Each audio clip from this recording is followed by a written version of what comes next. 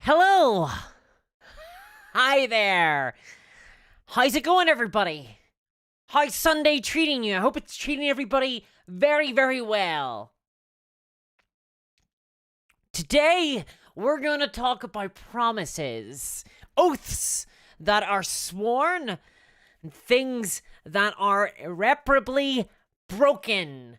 Hello there, Rob Williamson. Hi, girl painting. Not new glasses. New glasses. The glasses are the same. The glasses are the same. Everything else has changed. Thank you, Tridina. I want to talk to everybody today about how I was promised. I was promised the world. I was promised an incredible game. I was promised the best game that Games Workshop could muster. Well, I have found this experience a wilting affair.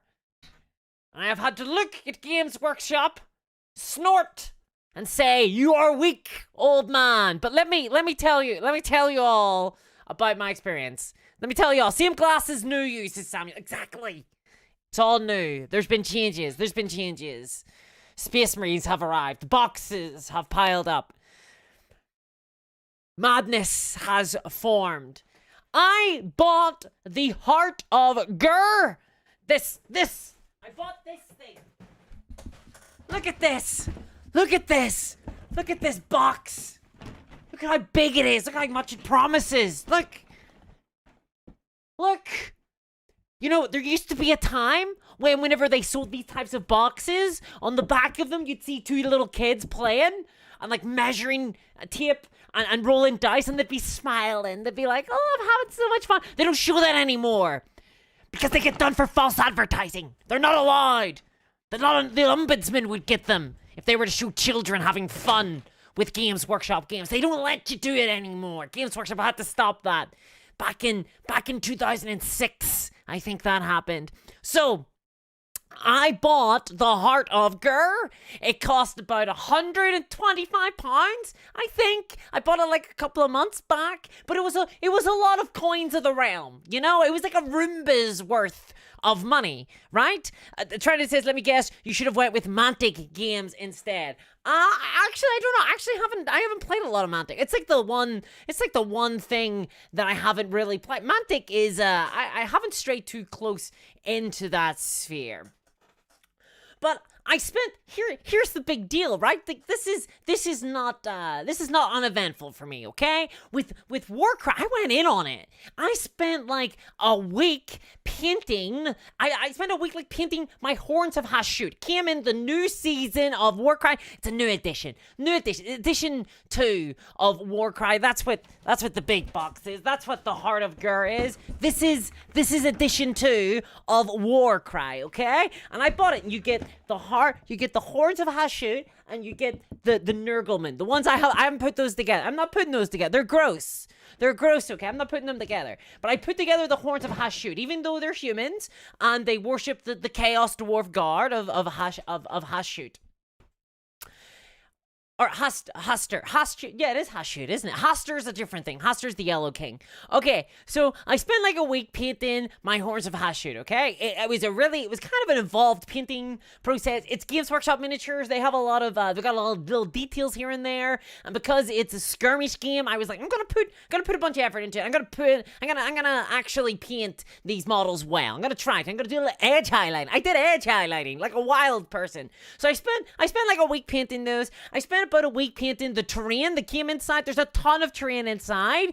Very detailed for some reason. Not great to play on, but very pretty to look at. Looks good in an Instagram picture.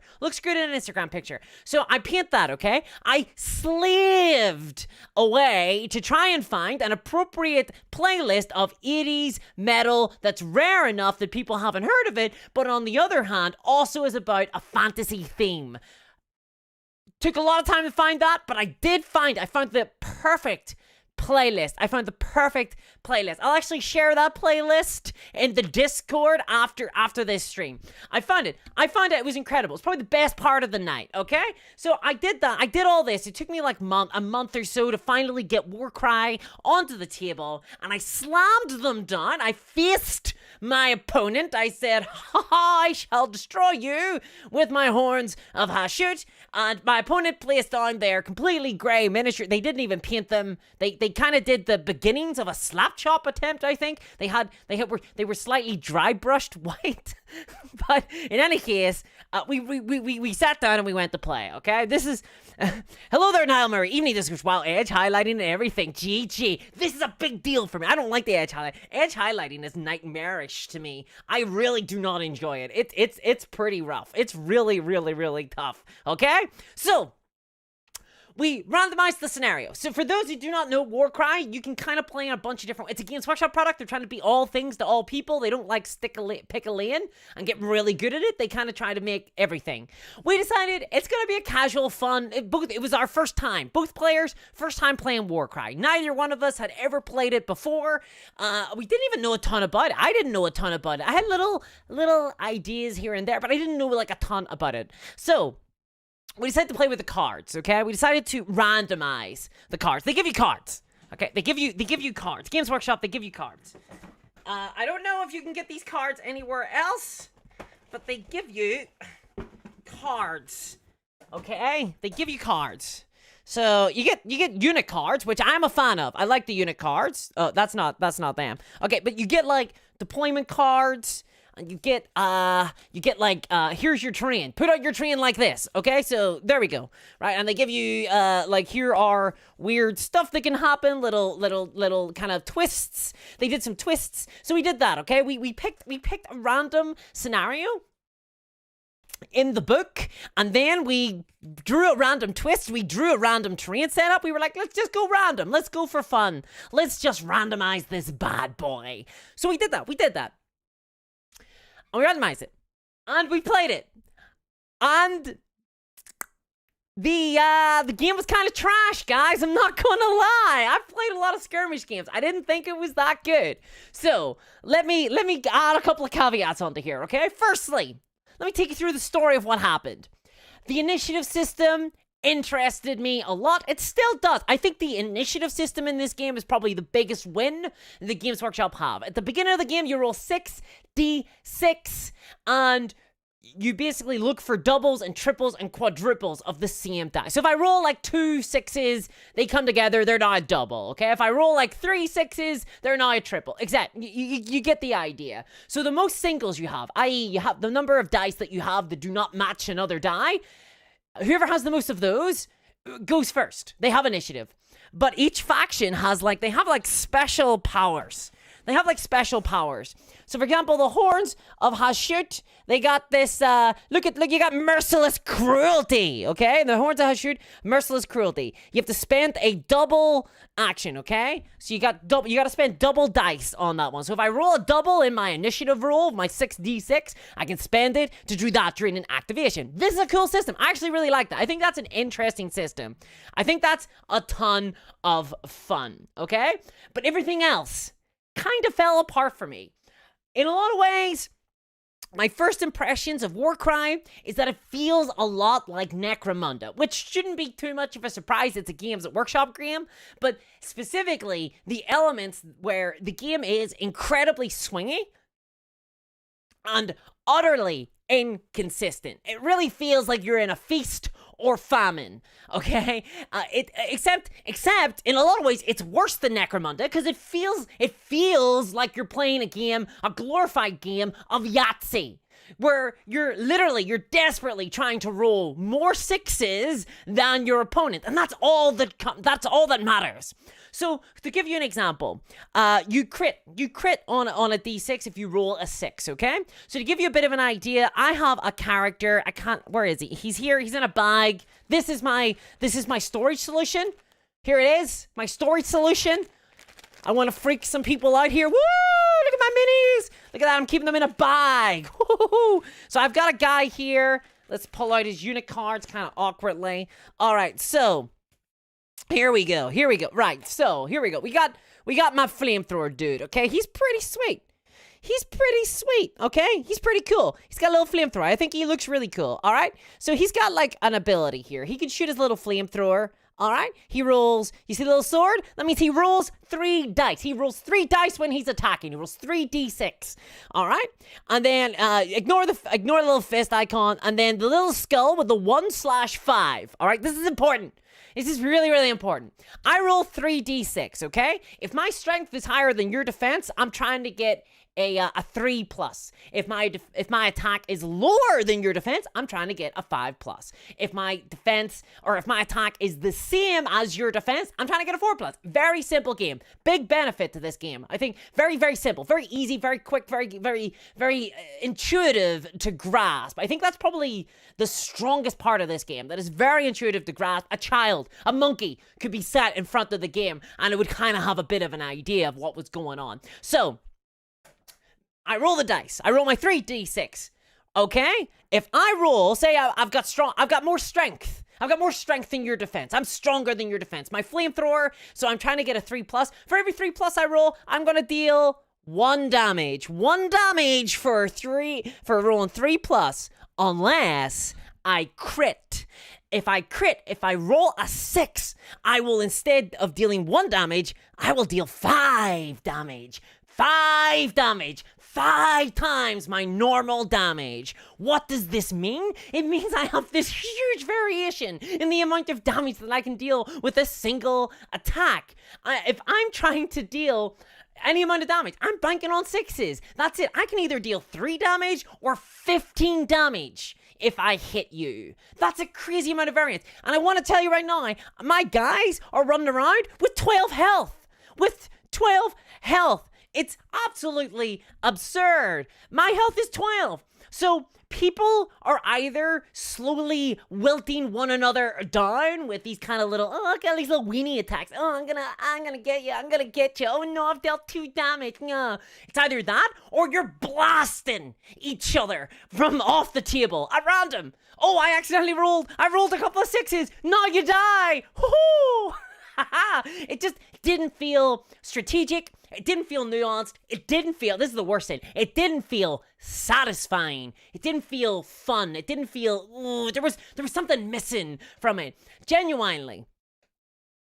I'm not even looking for a strategic experience here. I'm playing WARCRY. I wasn't going into it being like, oh boy, we're going to go in for a game. This isn't Infinity. I wasn't expecting a chess experience. I wasn't expecting to go in and like have my wits tested. Okay, I understand. The theme of WARCRY is that you are the forces, the war bands of the chaos gods trying to fight and get Senpai Archeon to notice you. I figured, sure, we'll have a little fun, kind of aggressive game where we're both slamming into each other and we'll see what happens. I just did not expect it to be that strange, that reliant on luck. Ultimately, with a miniature war game, I want some of my decisions to matter. Andre, thank you very much for the donation, says, double damage is okay for a crit. 5 times is too much. Now, I will say, so for the Horns of Hashut, the flamethrower is a little bit of an exception. It's kind of the biggest swing. All right.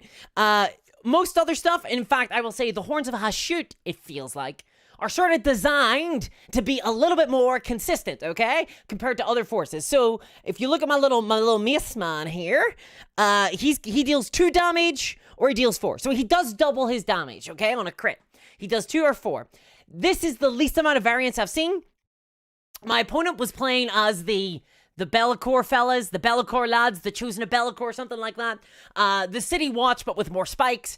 He was playing as those, and they were either dealing 1 damage or 4, because they had axes. So if they hit me, it didn't matter. But if they crit, oh boy, it really, really mattered. It really, really mattered. And it was intense. It was really, really intense. The entire game felt like it was designed around fishing for 6s. And I didn't enjoy it. I didn't enjoy it. That was my very first impressions, okay? So just to give you a bit of an idea, I did not get exposed to this game in a good light, and it's not, at all. So my strongest character, okay, my Ruinator Alpha, let's find him. He's in the back. Nope, that's a different bag. Let's find him. He's in the back here somewhere, okay? Let's find. Here he is. Here is my Ruinator Alpha, okay? He's a big, tough boy, right? He's a big boy. He's eating his beans. He's a growing lad, okay? He's pretty big and he's pretty strong, right? This guy is scary as hell. He has 20 health. He's my boss. He's my leader. In the very first attack against him from my opponent, they dealt 18 damage to him because they rolled a couple of 6s on their brutal swings ability. 18 damage, boom, just immediately. Because they rolled, I think it was like 2 or 3 6s on their dice pool of 6. And then that ability then went on to do nothing for the rest of the game. Everything was so inconsistent. That ability, the brutal swings ability, is essentially hope you roll some 6s, which feels like the core gameplay loop of the entire experience. It did not feel fun. Okay, Nudok Prime, thank you very much for the donation. I appreciate that. Says, is there a model you couldn't build? It was Necron Psychomancer for me to Fiddly. Have a good evening. For Games Workshop models, no. No, to be honest, there's never been like a Games Workshop model that has made me freak out. I think maybe some of the Dark Eldar, the Raider/Ravager vehicle can be a little bit like noodly at times, but I kind of got used to that one. Honestly, if you want a model that's really hard to build, I will say, I'll actually show you the model I recently really struggled with. And it's so simple. You guys are gonna be like, you struggled with this model discourse? Yeah, I did actually. This is the model, okay? It is Colin Farrell as the Penguin, all right, from the Batman starter set. Super simple, right? He's just standing on a staircase. Big whoop. You can see here, his arm connects into a hand. The hand is already connected onto the railing. So I kind of had to angle him at the exact right sort of way, and it kind of still looks a little bit off to me. Trying to angle him so that he actually fit on his arm onto his wrist and was pointing in a sort of sensible direction was so hard. It literally took me. I did it about 3 different times. I'd super glued him on. You might notice that the ground is incredibly textured now because he was getting moved all over the place by me. Absolutely off. I really struggled with that one. Games Workshop wise, though, I gotta say, Games Workshop are really good at making sort of fun. I just knocked over my soda there. I need the drink from that, and I think it's gonna go everywhere now. So I think that Games Workshop are pretty good at creating kits that are relatively easy to understand. Although I will say, increasingly, it's getting harder. I think maybe the hardest kits from Games Workshop I've ever had to paint were probably the archers, the barb, the archers, the Slanesh archers. What are they called, Chad? What are they called, guys? Whoa. I can't remember what they're called. They're really, really awkward. But thank you very much. Thank you very much for the donation. The soda didn't go everywhere. The soda didn't go everywhere.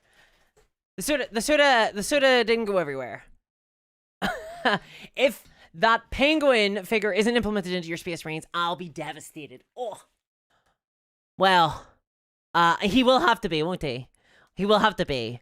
Maybe my captain, Colin Farrell, my captain. Thank you very much for the donation, Freaky Shop Roy. Thank you very much. I forgot. I've got the chat. There should be an audio coming across from the words. Okay, so yeah, that was my problem with WARCRY.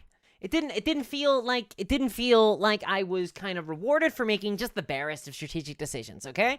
Now, this is only my first impressions of the game. It's only my first impressions of the game. This could be subject to change, okay? I've only played the one game so far. It's just I had such an unfun experience with it that I was surprised because I went into the game. Maybe this is my fault, right? Maybe I listened to too many fans of WARCRY and I internalized it. But I did go into WARCRY expecting a fun, good game. Honestly, I wouldn't have bought the box set if well, maybe I would have actually. But I kind of expected the game to be kind of fun. At least funner than Yahtzee, I guess. At least funner than that. Here's the deal as well. This is a game where you're playing as war bands of chaos warriors, and aggression isn't rewarded. You get punished in this game for moving towards your opponent, often for being the person to go on the charge, and it's frustrating. That's really frustrating. You should be rewarded for attacking. There are so many skirmish games out there that are all about getting into melee, getting into combat ASAP, and killing each other. A game like Ragnarok, for example, really rewards you for closing the distance on your opponent. I felt like with WARCRY, anytime I walked near my opponent, I was getting punished with reactions for it. So I didn't really like that aspect. And here's the deal as well. WARCRY, it has some really beautiful miniatures. The miniatures are really good. The terrain looks fantastic. I don't think it's great to play on, but it looks fantastic. And the setting is a ton of fun. I'm not like the biggest fan of Age of Sigmar. I'm not. I've already talked about that. I don't kind of like kick it like a dog or whatever, you know, that I've grown to hate. But I leave it be. Basically, I let it kind of hump its blanket in the corner. But I kind of dig the whole vibe of WARCRY, where you're playing as a bunch of different war bands, and you're like, notice me, senpai, and you're fighting one another in the arenas, and every single war band feels like they could be a villain in a Conan movie. Like, I think that's fantastic. I really love that aspect of it. So it's very disappointing to me that the game just doesn't seem to be very good. But that's just my first game. That's just my first impressions, okay? I mean, what do you guys think? Did I accidentally spend too much money on a game that isn't good? Or is it just that because I randomized things, there were elements to that so for example, it could have been that I didn't use enough terrain. The terrain that we got, like the sort of scenario that we rolled, it was kind of sparse in terms of terrain. Was it that? Was it the actual, we played a mode where everybody had to be in the 4 quadrants, whoever owned the most quadrants on the map kind of one. Was there maybe a different game mode that shows off the game better? Should we have done that instead? I'm willing to hear and take your suggestions, because I will be playing more of it. I never ever just play a game, take an impression and leave. I'm gonna try it some more, but boy, was I really disappointed. I've been on a little bit of a kick recently. I've been playing a bunch of new games recently, and it's gotta be by far the most disappointing one I've played so far. So, okay, right. Let me hear. Okay, let me scroll up a little bit. Let me catch some of the words that were spoken of before. Rotorobora says, WARCRY is okay, but your game depends on the army, your scenario, but you're 100% correct. A lot of it is just luck in all of the above. A little bit of luck is fine. I think a little bit of variance, a little bit of, ooh, how will the dice roll is kind of good. But boy, it felt like it was the main thing. I also felt kind of underpowered, but that could have been just because I'm a really bad player. It was the first game. So I'm not really talking too much about that, but like balance-wise, the Hordes of Hashut really struggled against those Be'lakor boys. They felt really strong, and I felt really weak. Let me tell you. Okay, let's see. Niall says, you can get adhesive-backed ferrous sheets for the base of containers. Just cut the shape, then magnetize the minis. Awesome. I love a little bit of hobby goodness. All right. Freak Shop Roar says, I was just taking a gander at those Rotmeyer dudes. I'm not enormously fond of their little stilts. The stilts are okay. I'll say the WARCRY, the design aesthetic, I really like it. Like, I really like the WARCRY design aesthetic. I think the miniatures look really good. I think they look really interesting. They've done a lot, I think, with a very constrained design direction. Basically, create, war bands and clans and warriors based on the various chaos gods, but pick at little kind of niche elements of those gods and make full societies off the back. I think that's a really cool way of going about it. I think they've done a really good job with that.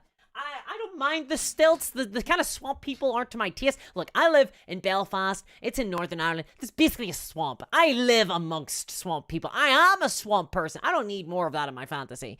I need dwarfs with lots of industry, I guess, because everybody in the Western world kind of dreams of that, don't they? That's what we all want. We want to go back to the 70s. Ooh.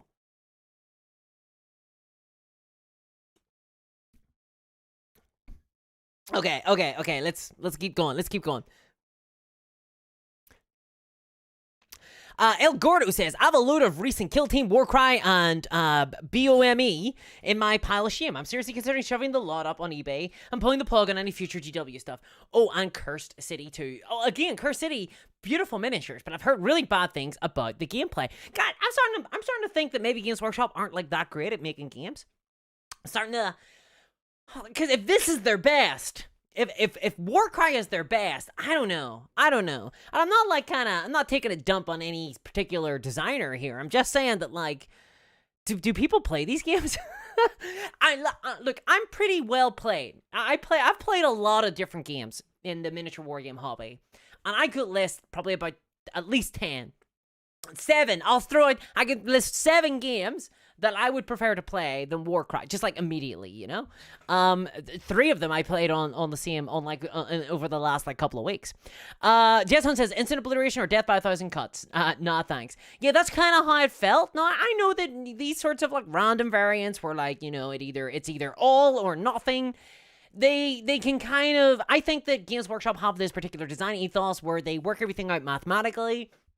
And they think, well, this weapon will deal 2.3 damage on average. You know, this weapon will deal 2.3 damage on average. Everything's fine. But, like, one of them crits for, like, 10 and only deals 1 damage. And the other one crits for, like, 3 and usually deals 2 damage. And that's fine. Like, you can do those maths, but it will not explain to you the fun of the actual game, right? You'll be missing out on how fun those weapons are to actually use. And this goes beyond sort of competitive versus narrative. Is that what you want to do? This was more of a game feel. It was the mouth feel of the game, right? It didn't feel good to taste. It wasn't, I kind of felt a bit weird. You know what I mean? I didn't like it. I was kind of like, you know, I didn't want to, I didn't, honestly, I got halfway through the game and I was like, this game isn't that fun. I'm not having a lot of fun with this. I've lost like 3 guys. No, that I did lose my game. So feel free to think that I'm just being salty, because there could be a little bit of element of that. I do get a little bit of salt every so I pour it out. You know, I'm like a little, I'm like the opposite of what is it, a slug? Slugs hate salt, right? I'm kind of the opposite. I like a little bit of salt every so often. But it could be like an element of that, but my opponent won and they didn't really enjoy it either. Okay, so Space Marine Landspeeder says, Sean, wow, okay, just dipping that into the conversation. That's a really interesting one. Space Marine Landspeeder, the only hover vehicle the Space Marine should have. Boom, there we go. Mikej Janowski says, played a lot of skirmish games and I have to say I love WARCRY. 2.0 is a big improvement from 1.0, but beginner experience can be chaotic, I imagine. Is that what this is? So this is just a first impression. Again, I reiterate, it's just a first impression. I have not dwelled deep into the game. Now, I did try to learn a little bit about the gameplay. I went in, I searched it up, I looked up the gameplay. I was like, okay, is it just like our Hordes of Shoot kind of underpowered? Is anyone else talking about this? So I Googled it, and I got nothing. Literally no gameplay discussions that I could find anywhere. All I could find were people talking about the box set, the terrain, the lore of the game. Like, I'm looking up like Horns of Hashut, how to play. I'm finding like lore explanations and talk about their new box set. And no one's actually conversing about the actual game. And I'm like, God damn, okay, this is a bad sign. This is a really bad sign. Does anyone play this? But yes, this could be just a sort of a first impressions thing. Maybe once I get a couple of more games in. Like I said, let me know if I played it. If is there like a recommended, like, play this scenario with this twist and you'll have a ton of fun? Is there anything like that, guys? Let me know about that, because I would love to play this game at its best. Right? Like, let me know about that. Like, and by the way, our Beastman good. Let me know about that as well. Our Beastman good. Because I got a Beastman force there. I'd be willing to try some Beastman. And Games Workshop, for their part, have made the rules free in this game. Or at least most of it anyway. They've made all the data sheets free. So fair play to them for that. But let me know. Are Beastman fun? Skyrim miniature game figures are paying almost as much as Infinity, says Red Ouroboros. Oh god, I've got boxes everywhere under my feet now. Really? Are they? So here's the deal. I put together a lot of the Fallout Wasteland Warfare minis, and that's the same. It's Modiphius as well, and I haven't found them particularly hard. I haven't found them particularly bad, honestly. I thought they were kind of easy enough to put together. So I'd be surprised if the Skyrim, oh god, not Skyrim, the whatchamacallit game, the one with the fantasy and the swords and I'm saying fantasy and swords. What I really mean is sneaking around with a bow and arrow and shooting people in the back while stealthed. That game. The Elder Scrolls, that's it. Okay, let's see. Bliss Barb says, yes, the Bliss Barb archers were like the worst, I think, the absolute worst. It's so unfun to put together, so tiny and slight and wee. Oh, just the absolute kind of worst, the best example of why I don't like putting together Age of Sigmar models. Maybe this is because I haven't put together any of the big, massive models. I've heard some real horror stories about some of the big models. I don't like centerpiece models, so I don't build them very often. So I managed to avoid those very, very much. The Animeister says, I've given up on 40k entirely. I can still afford Kill Team. At this point, it's really the rules that will either make and break it for me. Warhammer, I think GW make it hard to test the rules. They don't give you nice little teasers or testers, right? So, for example, the Carnivale starter set you can buy, it's like £35. So that's what, like £100 cheaper. So like 150 bucks, 120 bucks cheaper than a box set of Warcry or Kill Team. And you get like a bunch of minis in there. You get some terrain, and you get the rules, and you can test out the game and see whether or not it's for you. And if it is for you, you can buy into even more. Games Workshop make it really hard to do that. Apart from like 40k, which they and Age of Sigmar, they do sell like kind of starter sets for those, but you're not really going to get the full game experience. But for their skirmish games, you've got to buy these massive box sets. It makes it really tough. I kind of resent this move towards the getting. It feels like a trick almost. You know, you go into the car lot and he says, "Oh, this baby, don't worry, it'll take you to Florida. Don't you worry, baby." And you jump in the car and you drive out the lot and you get halfway down the road before it conks out of gas, and you go back to the store. You go, "Hey, you said it'll get me to Florida." And he's like, "You buy it. You know, you've bought it. It's done. Once it drives out of the lot, it my problem no more. Later." And you're like, "All right, well, I got God, I guess." And then, 2 years down the line, there's a new big advert, and suddenly you're buying the new car as well, and you can't help yourself. Whew, whew. Warcry sounds like it fulfills the cry part, says Kevin. Maybe for me, I'm a bit of a tear. I got the tears coming, definitely, for 100%. Definitely 100%. This isn't a review, by the way. This isn't like my final thoughts on the Warcry matter. This is just my first game. It's my first game. I pushed it up. I published a video on Patreon exclusively for patrons, basically, where I give my very, very first impressions. But as I thought and I mulled over it, my impressions have remained the same, right? It's not like I kind of thought better of my thoughts afterwards. It's pretty much cemented now at this stage. Morty Joe says, Necromunda and Mordheim were the same 6s to hit ignored armor and did so much damage it could be silly. Part of the problem here, I think, might be the D6. I think it might be Games Workshop's insistence on using the D6 because they want the games to be kind of accessible. They don't want to alienate anybody. But I think they maybe should start to think about getting a little bit of extra variance in there, or trying to create systems that handle. I thought that with the way that Warcry worked, I thought that they maybe had worked out a system for making it work better. And by what I mean by that is they realized, they were like, oh my god, we only have D6s to work with here.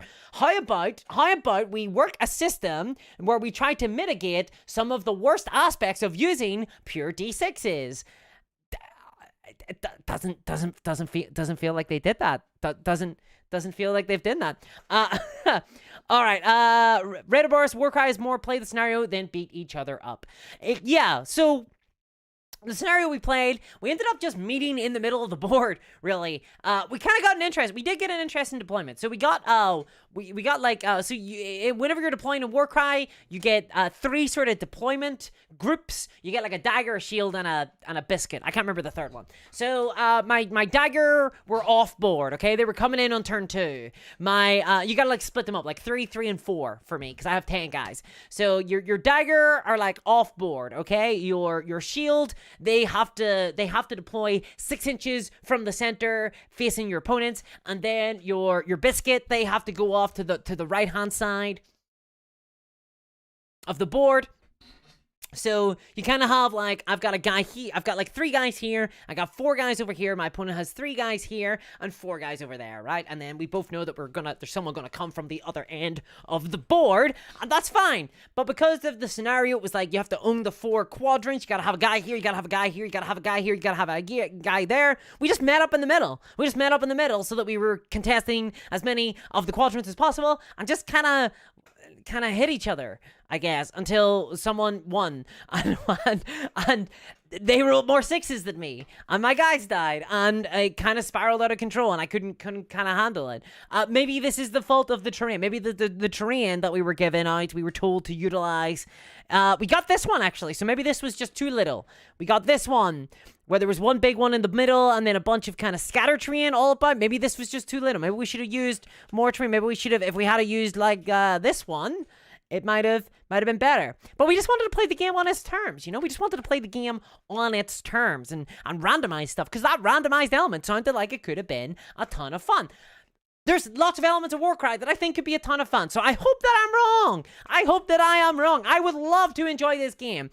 I, as a rule, don't like to not like games. I also don't like to waste my time, okay? I want this game. I don't like to waste my money either. I've put weeks of time into this game. I want it to be good, but is this the madness that gives Warhammer its power? Is this it? Do we all dream of playing fun games and then never actually get to play them at all? Are we just endlessly building, regurgitating models and miniatures, painting and building, pumping them out on this treadmill to basically for nothing, for a dream, for a ghost of a chance to play a game? Is that the kid? My God, guys, I don't like where I'm going on this. I'm falling down a rabbit hole. I'm wandering through the mirror here.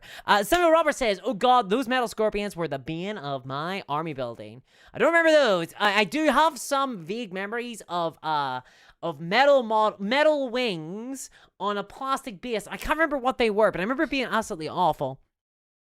George Atkins says, "Tim, I still have the old metal bone giant for Tomb King still in the box." Okay. No, that sounds awful. Let's scroll down a little bit. Slugfest, says Nell Murray. Hell yeah, Slugfest. That should be if I ever ran a convention, that's what it'll be called. We call it Slugfest. Only there for the discourse hobbyists, for the discoursers. Give it up in chat. George Atkins says, "I wonder what people's thoughts are on the new Christmas battle forces." I didn't do a video on it this year. Maybe I will. I think my thoughts on these big bundles are pretty well publicized at this stage, and there comes a stage where I'm just pissing in the wind. I'm just repeating myself over and over again. So I didn't do a video this year. My thinking is that these are very ingenious boxes from Games Workshop. There is a minimum amount of plastic. Not that plastic is worth much, but there is a minimum amount of plastic in these boxes because they've done named characters in order to sell boxes that are worth more points, which is ephemeral. It's just a made-up currency. It's like you're buying from the company store. Like, okay, whatever. Like, oh, it's more points. Ooh, okay. Sure, and let me invest in some crypto while I'm at it. So they're worth more points, which means that in the game, they kind of have more value, but in terms of material, in terms of reality, like, the material costs are lower because there's a lot less in the box. You just get less in the box. So I thought it was pretty smart from Games Workshop's side of things, but you can go back to watch my video on last year's Battle Force boxes. You might not actually want them. And exact same thoughts. I haven't changed it at all. I am a consistent person. Except for when it comes to my thoughts on games. Sometimes that change. Maybe not so much here. If you got any questions, let me know in chat. Adam Please says, "My experience with Kill Team was singularly mediocre. It sounds like WARCRY would be the same." Honestly, my experience with Kill Team, I can't remember it. Gonna be honest, I can't even remember my thoughts on the actual system, except me going like, I think that was it. I didn't like the campaign system. The campaign system genuinely ruined the core experience for me, because the campaign. So for Kill Team, when you're playing the campaign, you get these like army objectives, and those army objectives are like don't have anything to do with the scenario goals. So you might be into a scenario, and you're like, okay, we gotta capture the middle of the map, guys. We gotta win the objectives. That's the scenario goal, but all that matters is your meta objectives that you're playing as part of the campaign. And as Imperial Guard, my meta objectives were like, lose 4 guys. So, like, okay, why would I even contest the middle of the map? I just need to charge my opponent and die. That was my goal. So it made the actual games less fun, which is not what I'm looking for in a campaign. That is what I remember. But it was like a year ago I played that game, and genuinely, I could not tell you my opinion on Kill Team. Couldn't tell you my opinion on Kill Team. I just couldn't tell you. I can't remember. I can't remember. And I have to play the game. I have to try and remember because Kill Team, I remember at the time thinking that they were trying to do something different, right? For the longest time, I've been playing a ton of Necromunda before that, and Necromunda just felt more of the same kind of Games Workshop game design. So whenever I played Kill Team, I was like, okay, they're doing something different. They've got these little, you can be in stealth mode, you can be in attack mode. This is kind of interesting. But in practice, I don't remember being super duper impressed. I think, honestly, the last game, so just to give you guys a bit of an idea, over Halloween, I played a ton of Don't Look Back. I left that game going like, wow, that was a really fun game. I have not felt that way about a Games Workshop game in a while. George, let's see, Power Teacher says, depends on the price tags they come out with.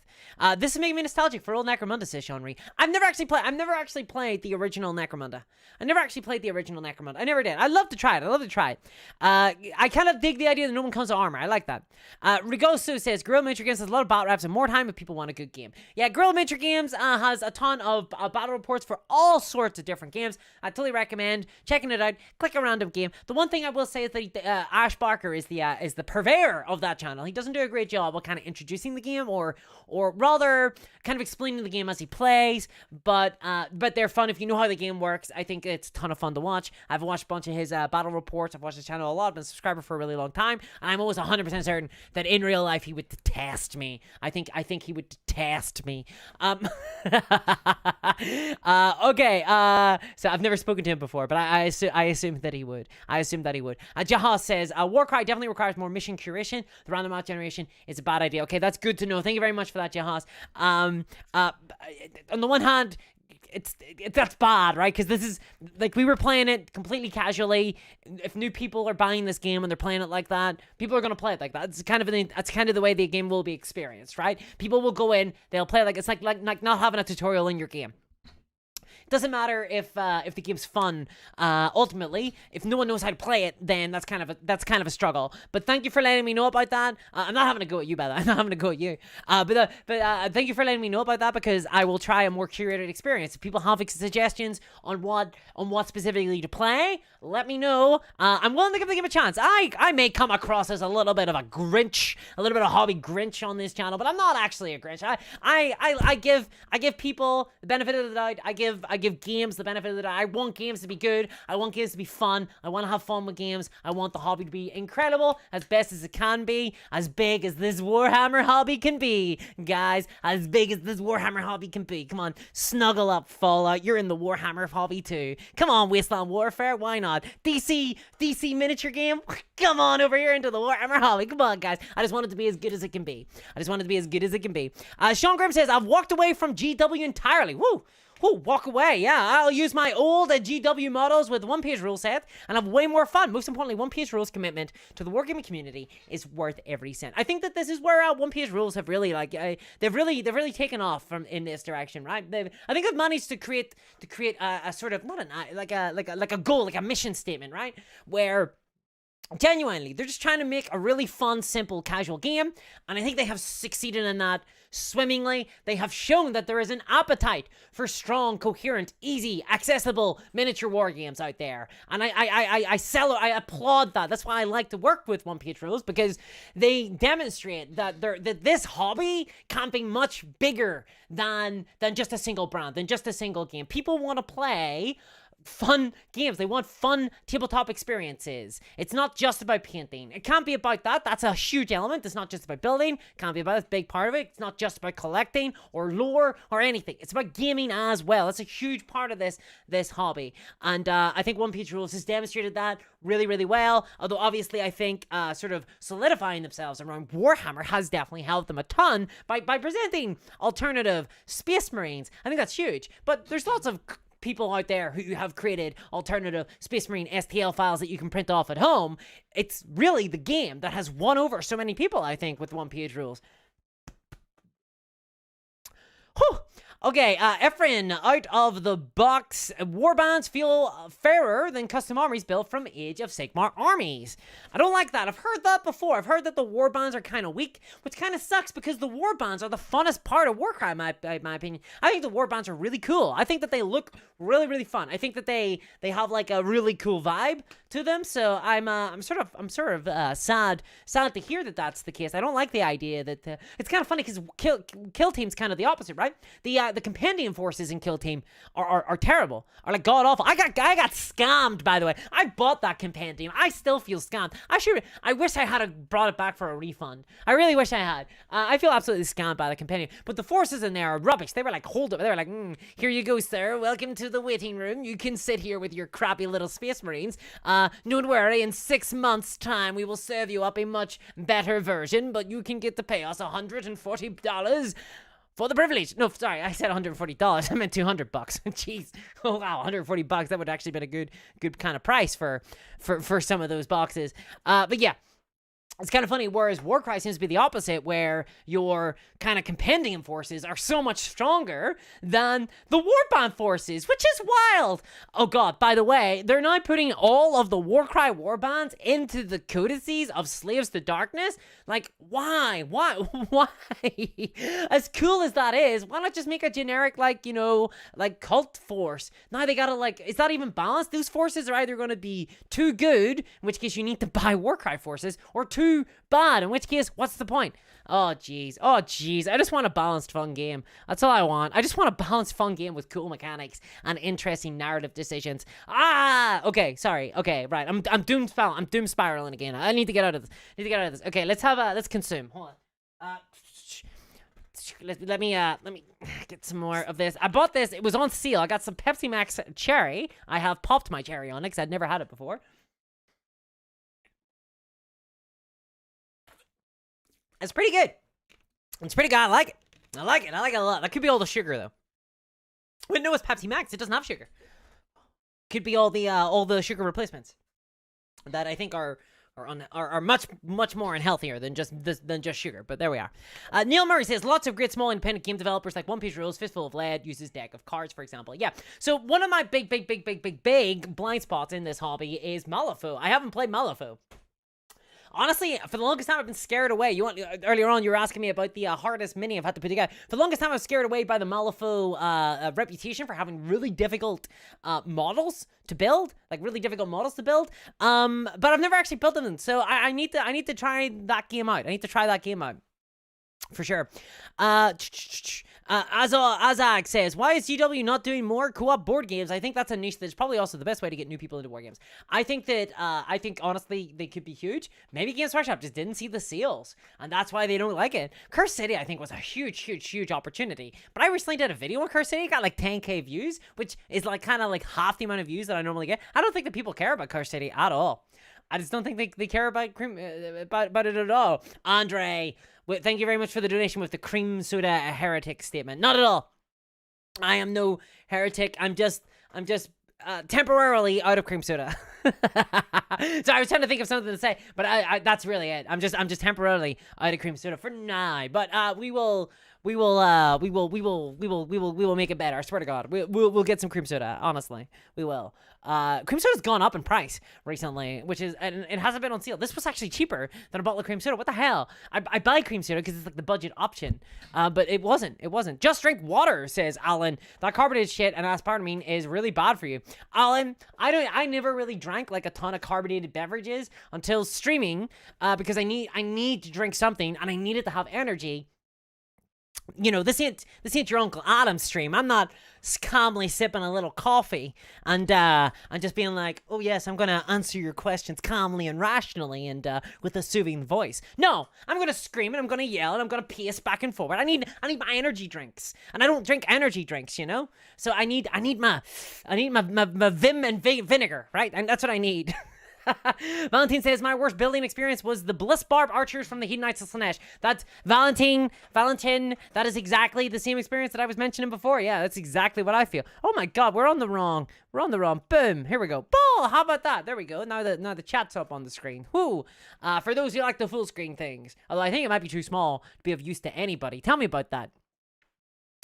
Alex Staff says, have you ever tried out Warhammer Underworlds? Out of all GW games, it's been the most fun one for me. I have not. I am a big fan of card games.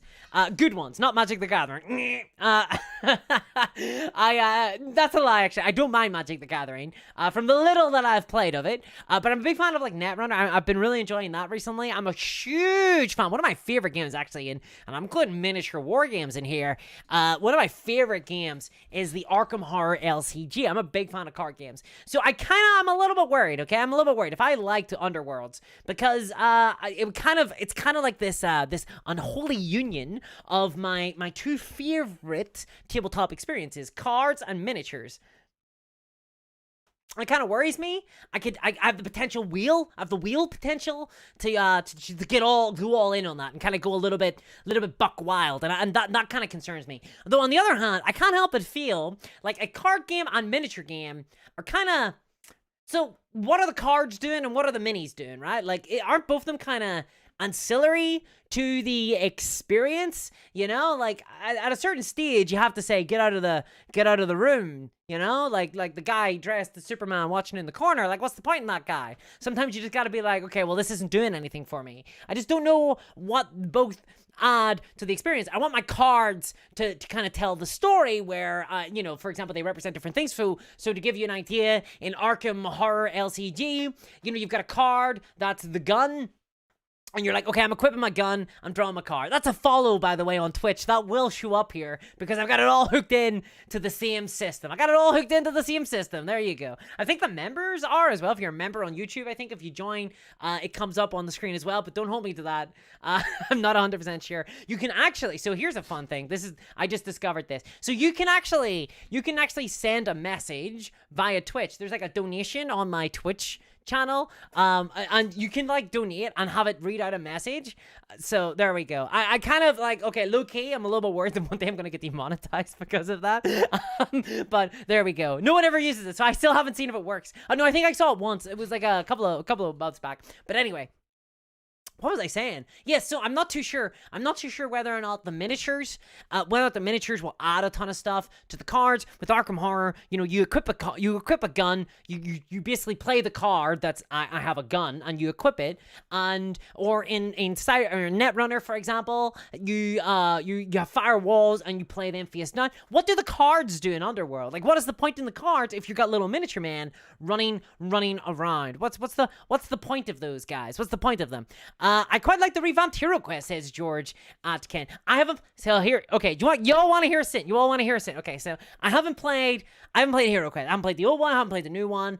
The closest thing I've played to that was a Dungeons and Dragons board game that had like a bunch of gnolls and stuff, like little plastic figurines, and you had some like boards and stuff. It was like a Dungeons and Dragons game was the closest thing that I've ever played. I never played Hero Quest itself.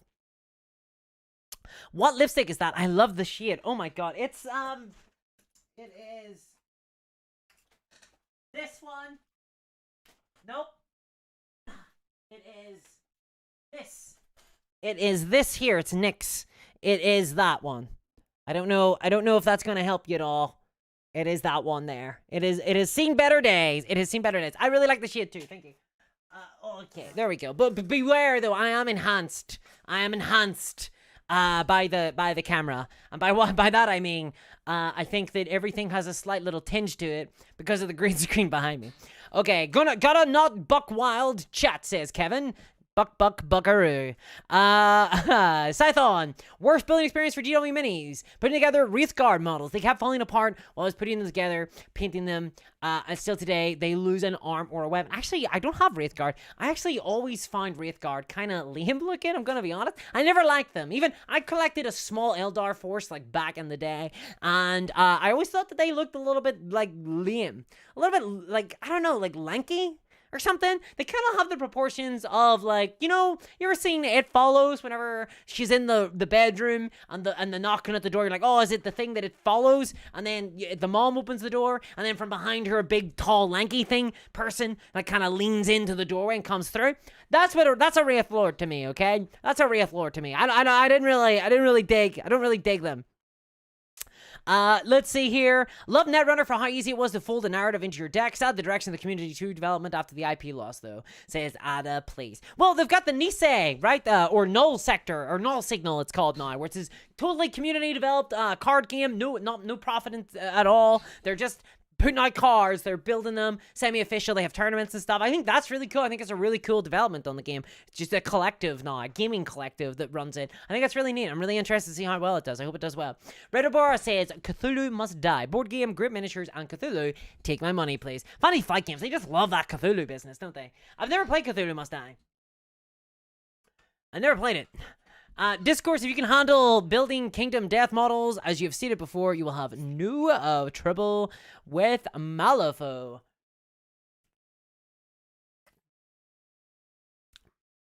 Yeah, honestly, I feel like it's a bigger deal in my head. I think it's one of those things where if you can do night models, you can do anything. You know, if you can dodge a wrench, you can dodge a ball. That's fine. I feel like that's kind of the difficulty curve that you're going to be having. Night models are already really hard to work with. So I figure if I can do those, I can probably do Malifaux. I'm just being a wee scaredy cat, I think. I'm just being a wee little scaredy cat, I'm afraid to say. Okay, let's see here. The Animeister says, kind of rethink of pre-ordering the PSVR 2 now, knowing that there aren't that many games out for it yet. It's either $700 for that or $700 for a new Dyson. That will be used daily. Don't take financial decisions. I will always say go for the thing that's fun, but you know that's me. I actually really like VR. I really like VR. Not enough to invest put money into Facebook stock. But I actually quite like VR. I have a ton of fun with it. I was an early adopter in VR. I bought one of the really old headsets now. I have not upgraded. It's still very old, and because I saved up for ages to buy it. And it's held out pretty well. I don't have it in storage at the minute, but it's really awesome. I really like it. I love horror games. I love having horror experiences. VR is perfect for that. I played Alien Isolation on VR, and my sweet baby Jesus, was that a terrifying, awful experience in all the right ways. Oh, it got me going. It got me going, gang. I had a lot of fun with it. As for the PlayStation version, I'm not sure. I've heard good things about the PSVR, though. I don't know whether you've played it or not. I can't speak to the VR 2. Archimedes says, Hero Quest is so good. I have the original. I play it with the kids. They love it. That's really awesome. I love it. Passing the games through the generations. I love to see it. Actually, there's quite a lot of games out there, I think, that are pretty good for kids. That I may actually, a couple of Warhammer games that I may be talking about in my next video that will be coming out on Tuesday. So there you go. That's for the big fans that have stuck around for an hour. It's been an hour, yeah. So there you go. Great Night Gaming says, Discord, will there be a final video to the Spiky Bit saga? So, I mean, I don't know. Like, I kind of thought about it for a hot little second, but then I figured, like, it kind of ended, right? So, the whole Spiky Bits thing kind of ended. The Spiky Bits issued an apology. They issued an apology. Juan Hidalgo seemed to be satisfied with that. And really, ultimately, that's it. Now, I know from Spiky Bit's side, there's been certain allegations made about members of the community who have allegedly, like, harassed. So, there might be some more elements to that. I guess people are... The problem is that, like, I don't like to just slap stuff out there. I like to try and have an opinion, like to have a little bit of value to add onto it. But yeah, maybe there is a video. Maybe I should. To be honest, I need to do some thinking. I need to, because I do that sometimes. I need to do some thinking and think about where I come to in the conclusion. There's a lot of ethical, complicated questions that I'm just not ready to fire off the hip just yet on. I need to think about it some more in terms of some of that, because I would like to come to a conclusion, because here's the thing, right? This is like the thing that really, I think this has highlighted, for me, I know lots of people are kind of focused on the character assassination elements, and this is all bad, right? I think all those elements are bad, but the sort of the thing that has left over for me, the kind of aftertaste, the milky afterbirth, has been as influencer culture is getting bigger. I mean, we're seeing it in tabletop. Certainly, like every single influencer has a tabletop war game these days. Every single one of them. Some of them are good. Some of them I'm not not so much. Some of them not so much. I've had a look at them and went, ooh, boy, oh. No, I will not be saying who they are publicly. So some of them are good, some of them are not so good. And there are relationships between kind of influencers and companies are getting. They're getting a little, they're kind of feeling each other out. So you see, for example, Army Painter has paired with Dana Heil and Brent from Goobertown Hobbies, etc., and a bunch of other creators.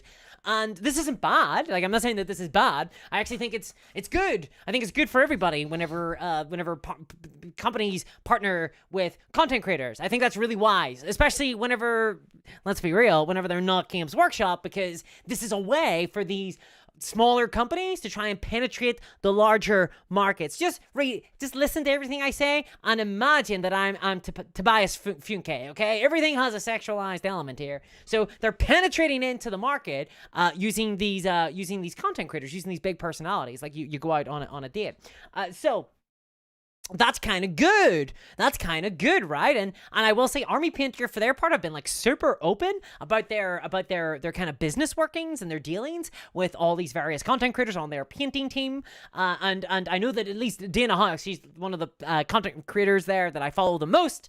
I really like Dana Heil's work. She has been very open and very, very transparent in kind of her working relationship with Army Painter. But this is going to be happening more, right? This is going to happen more. There's going to be more companies. Vallejo's going to work with more people. Army Painter's going to work with more people. Games Workshop are going to work with more people. This is the future of the hobby. And to be frank, I want there to be people held to account. I want content creators to be held to account. I want these relationships to be interrogated by creators. And I think that in this instance, Spiky Bits really screwed the pooch, because I think they have completely, firstly, I think that they went very, very personal.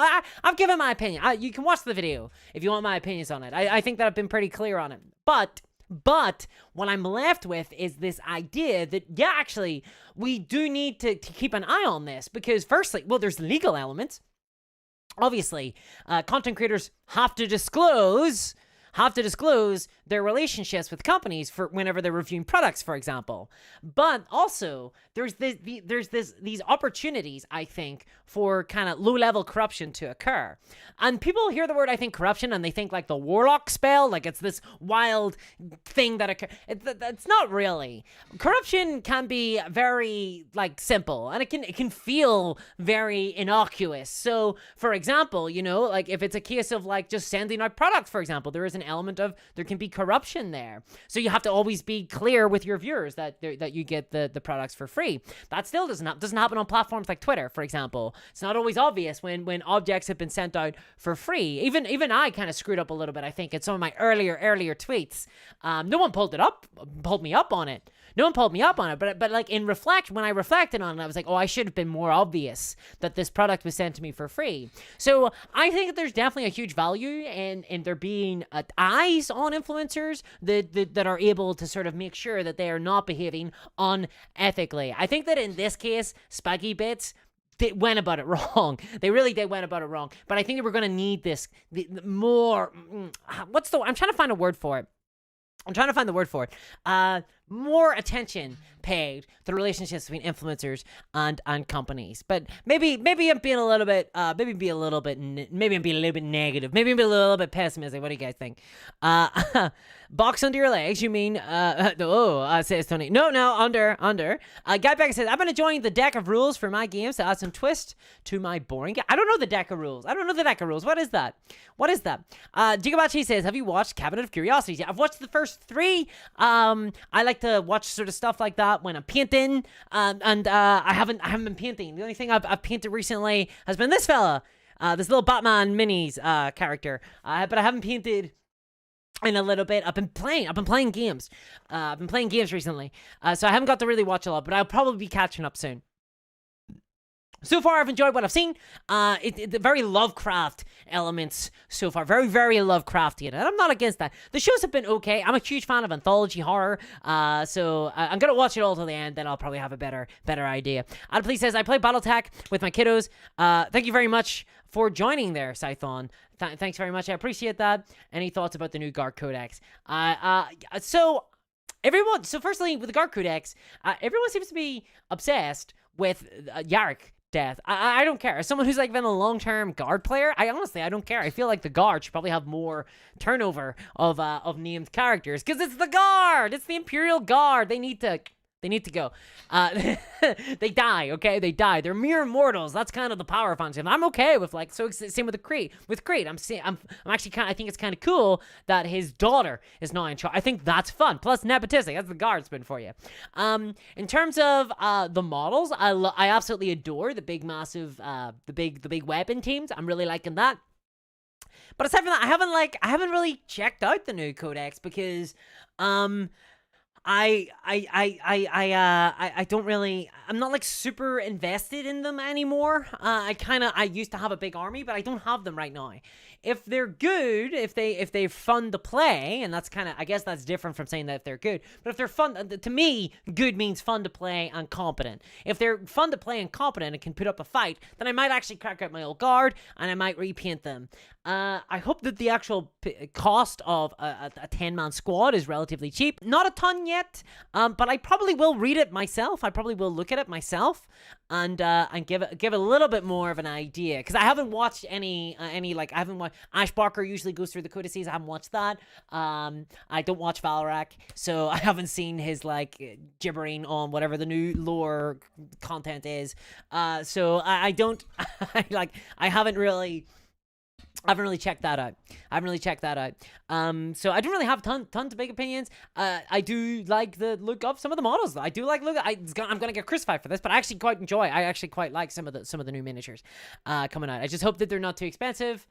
But already the army box is, so I'm gonna guess that they're gonna be too expensive. I'm not the biggest fan of it. It seems that I've heard that the combat patrol is gonna be the same number of miniatures as the army box, and I don't really like that. I like the idea of the army box having a different bunch of minis from the combat patrol, so you could buy both and have a kind of fun force.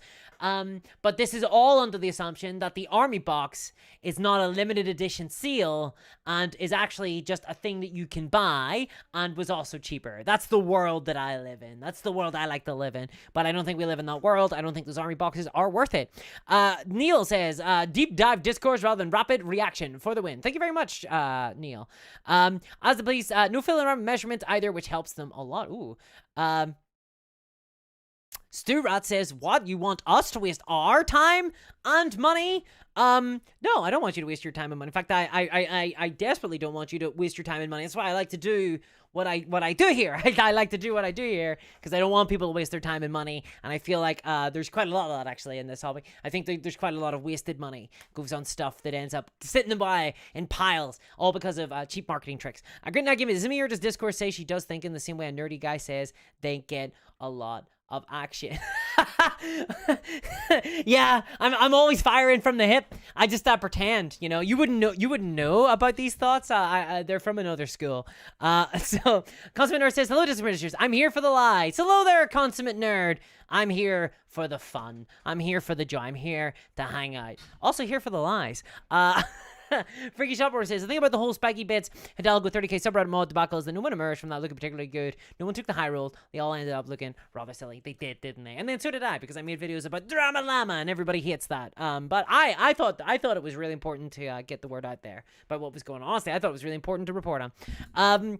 Dana Hoyle is rad as heck, says Freaky Shopper. You will hear no disagreement from me. Colin Max says, one wonders if the spiky bits drama was to drive up views and clicks. I don't think so, honestly. I feel like it's done more harm to Spiky Bits. I think it's done more harm to Spiky Bits than good, honestly. I don't feel like they would do that, honestly. I feel like whenever they want clicks like that, they do like rumor mill stuff, same way they kind of like, yeah, there's some other creators. I was gonna name names. I'm not gonna name names, but there's some creators out there I think who are a little bit like, I think they make up stuff to sort of just create videos on. So let me see here. One wonder, yeah. So Reddit says, wish I could paint as well as Dana. Me too. Well, actually, the thing I really like about Dana Howe's painting is, firstly, that it has personality. I think that's like a big problem. I think there's a ton of painters out there who are really good, really technically proficient, but they don't have like a style. I love that you can tell a Dana Howe mini when you look at it. Dana has a particular artistic sense. She was originally an animator, so I think that really spills out onto the table, and you can really tell that she goes for character as opposed to just simply kind of accurate reflections on what something would look like. You know, most miniature painters, I think, paint to basically reflect reality, to reflect, you know, oh, this is metal, this would be leather, so it's kind of brown. Dana, I think, has just an artistic style and an artistic sense about her that I really appreciate, and I think sets her apart from a ton of other painters. I think she looks great, but her actual techniques are very simple, which I also really like. She does a lot of wet blending, a lot of slap chopping, and a ton of wet blending and things like that to achieve the looks. And if you ever watch her videos, like I feel like they're very achievable. Some of the paint schemes. Obviously, there's a ton of technical skill and practice and stuff there too. But really, I think it's her imaginative choices in what she goes to paint that really impresses me the most. And that's where I think she sets herself really apart from a lot of other painters. Colin Mack says, one wonders the speculative. Yeah. Girl Painting says, I'm single and up for a company relationship. There you go. Any companies out there in the chat? Girl Painting is up for it. The consummate nerd, popcorn. I actually love popcorn. I went to see Smile the other day. Thought it was a great movie. And then I may have illegally downloaded in Roblox Barbarian, and I thought that was a fantastic movie. Absolutely fantastic movie. Barbarian. Smile was really good, but Barbarian, I think, is going to be a movie that in 10 years people are still going to be talking about. I really love that movie as a little bit of a horror head, separate from a hammerhead. As a little bit of a horror head, I absolutely love that. Absolutely loved it. I thought it was great. And there are some, I'm not going to say anything, but one of the movies though where you're best going into it knowing nothing about it whatsoever. I recommend if you like your horror movie, your classic horror movie, and if you like some cult classics out there, I think you'll really enjoy it.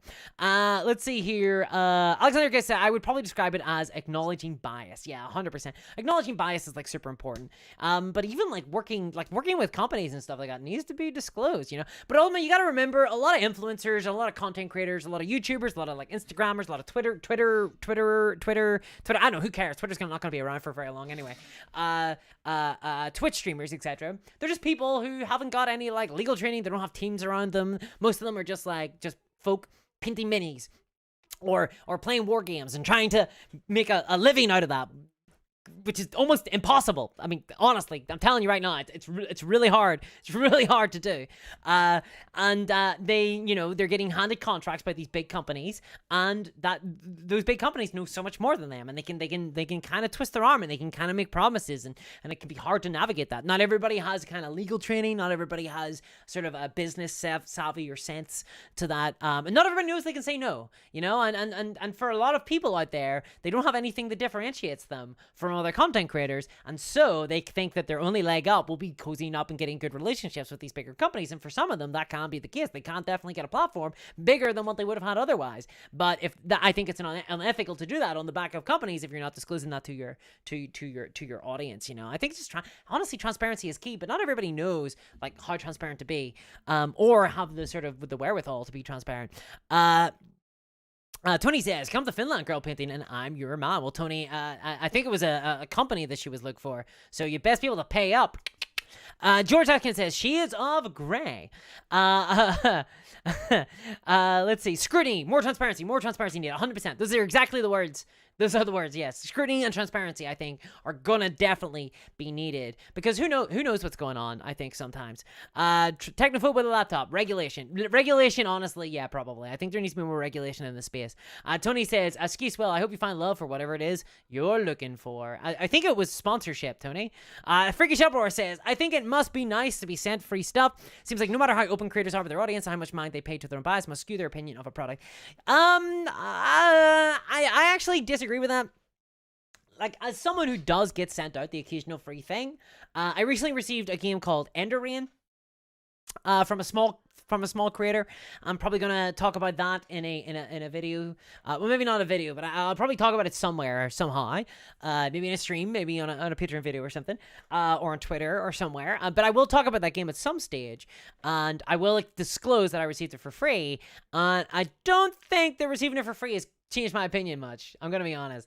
I have so much stuff to do. Like, I have so many mini games I need to play. I have so many like miniatures I need to paint, so I need to build. Getting like content for free, getting games and stuff for free really doesn't color my opinion.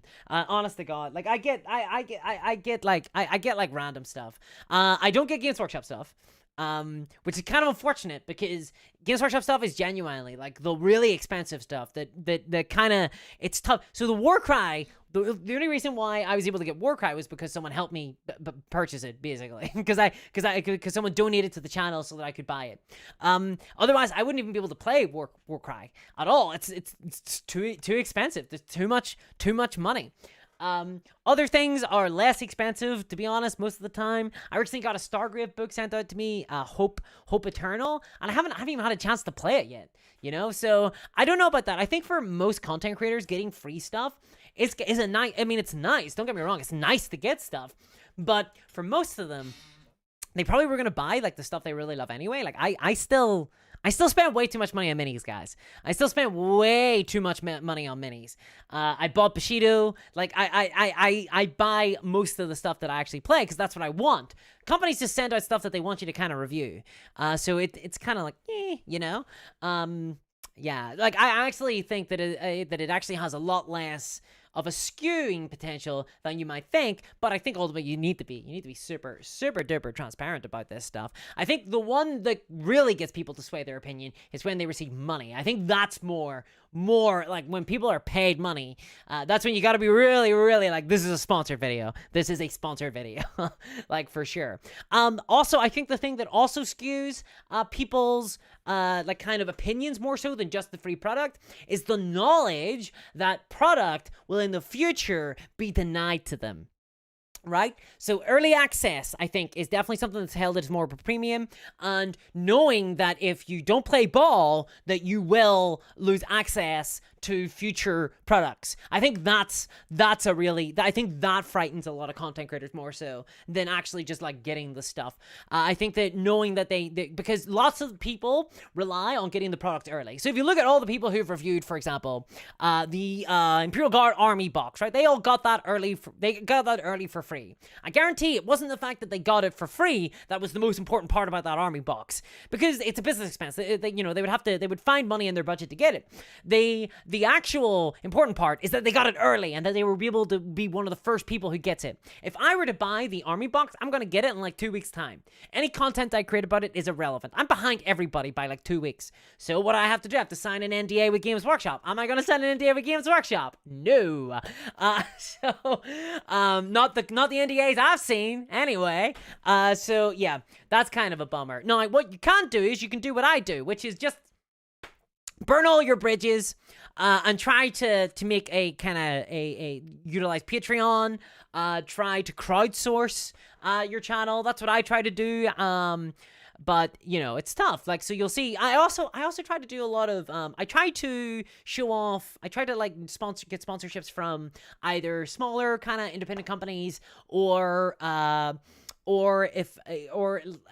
completely unrelated to minis, you know, like, so I've had like Surfshark, for example, or Brilliant, or have been sponsors of the channel in the past, but it's not like I'm doing a review of Brilliant, you know, I'm just saying like I use it, I have fun with it, right? Like, and they're sponsoring a video for that.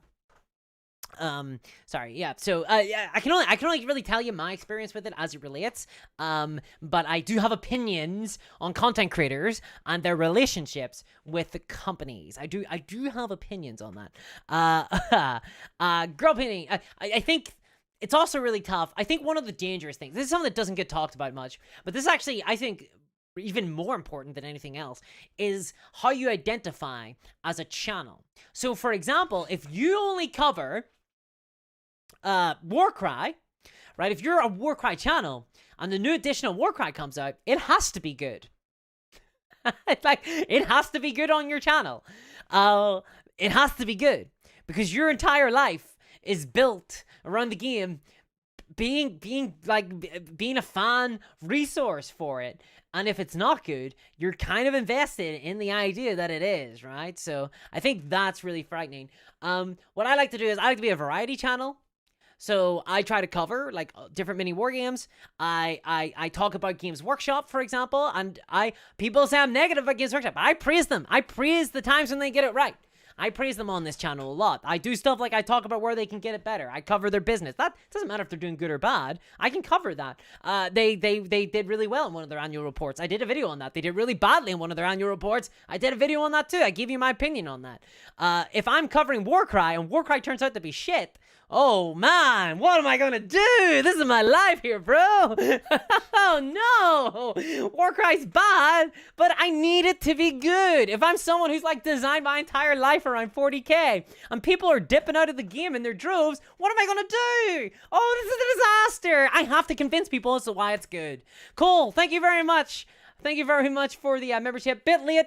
What's the topic now? Right now, we're kind of going all over the place. We're kind of talking about influencers. We're trying to talk about content creators. We're talking about all sorts of stuff and their relationship with companies because the Spiky Bits stuff was brought up. We're still talking about WARCRY, kind of. We're going to dip back and forth. We're like, this is what the streams are for. If you want your calm, curated content, then watch the videos. But for the streams, we're all over the place. We're like an ocean. We're rocking and we're rolling with the waves here. Okay, let me see here. Also, upside, by the way, to anyone out there who is basically a channel about a single game. I understand that it's super important to get a niche, but playing variety games, ton of fun to play variety games. Let's see here. Wish I could paint as well as Dana said. Table full of minis in your army. Play something other than GW. Is that a fair assessment? I don't necessarily think so. There's plenty of games. For example, there's a Turn of 28 if you want to just have a table full of minis, you know? And in fact, if you're looking for like a hobby project, I'd probably say Turn of 28 is a really fun experience because you get to customize and build modular forces and stuff like that. But yeah, Games Workshop is very expensive. It's like a really tough ask to get an army full of them. I mean, I did a video recently on buying a full 2,000 points and that was a disaster, really, like for my finances. Absolute disaster. Oh my god. It was such a bad. Oh, I don't know. Okay, anyway. W-Man says, depends on the company. Anyone who signed GW's NDA can't give honest opinions because they aren't allowed to trash GW. Certainly their NDA that I saw last year, the one that had been leaked, that was the one that I saw, and it was really, really, really bad and had all sorts of implications. It's kind of like taking a lady onto a boat, right? It was the Dennis style here. There was a lot of implications in that NDA. Not a big fan of it whatsoever, for sure. And if I was a small content creator and I had signed that contract and I was reliant on GW being my senpai, my big daddy, I would be really worried about saying things like this game is trash, right? I would be really worried about it. I wouldn't be able to do this video. Thank you very much for the donation, VJ Rex. Thank you. Says, how's Frostgrave going? Okay, real talk, it's not going. It's not going right now. I haven't played it. I'm sorry. I want to play it. I have the book. And Osprey sent me out some minis. I really want to play, but I kind of took their minis. They sent me, there were some North Star minis, and they're like, hey, play some Frostgrave. And I was like, sure, I will. And that was like months ago. I've like not done so. I still haven't played it yet. It's in my list, okay, to play and to talk about. I'm sure they're a little upset. They sent me a bunch of stuff to like play with, and I haven't even opened the box yet. I'm sorry. I have so much stuff going on, and everything is a mess. And I'm still trying to play. I'm trying to catch up on some other stuff, but I will play it. I swear to God, I will play it. I really want to. I really, really want to play it. I've actually built a warband like in there. I've done it on a spreadsheet. I built a warband. I know my wizard. I've picked my spell. files. I've looked through the rules. It looks really interesting. I need to find some minis. The problem, okay, here's the real problem, okay? See all those minis that they sent me out? I'm actually not going to use those. I'm going to be using some of the Black Scorpion minis because I have been looking for an opportunity to use some of the Black Scorpion miniatures in a game. They are beautiful fantasy miniatures. They're some of my favorite miniatures of any creator ever. So I want to use those, but I've been so intimidated by painting them that I haven't gotten around to painting them yet. But here's the deal. I'm going to be slapped. They're on my list now. So right now I'm working on the Batman starter set. Once that's painted, I'm moving on to the Black Scorpion miniatures that I bought, and I'm gonna slap chop those. Okay, I'm gonna slap chop everything. It really is fast. It really is fast. Thank you for the follow on Twitch. Sorry. So, yeah. So I will play it. I will play it soon. I swear to God, I will. But thank you very much for the donation. I really appreciate that.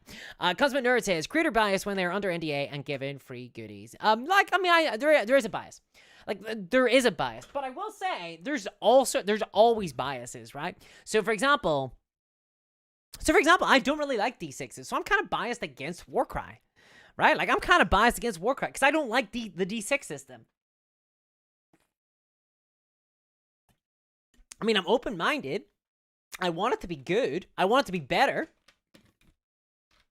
But I sort of, but I genuinely don't really like it. Same with D20s, actually. It's kind of a problem for me with getting into Frostgrave and Stargrave. I actually don't like D20s.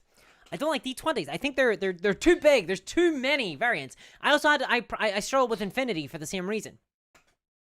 But I kind of have to get over that, right? So I've got a little bit of a bias there against D20s, right? Obviously, I think it's less important than, like, say, if I'm under an NDA and be given free stuff.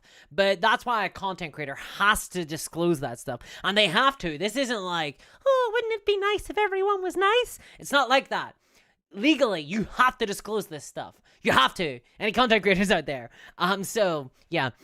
Richard Will says, being late would bother me because I don't trust any of the early box set video because I know those channels aren't allowed to be honest. Well, I don't know what the NDAs look like that those content creators have signed.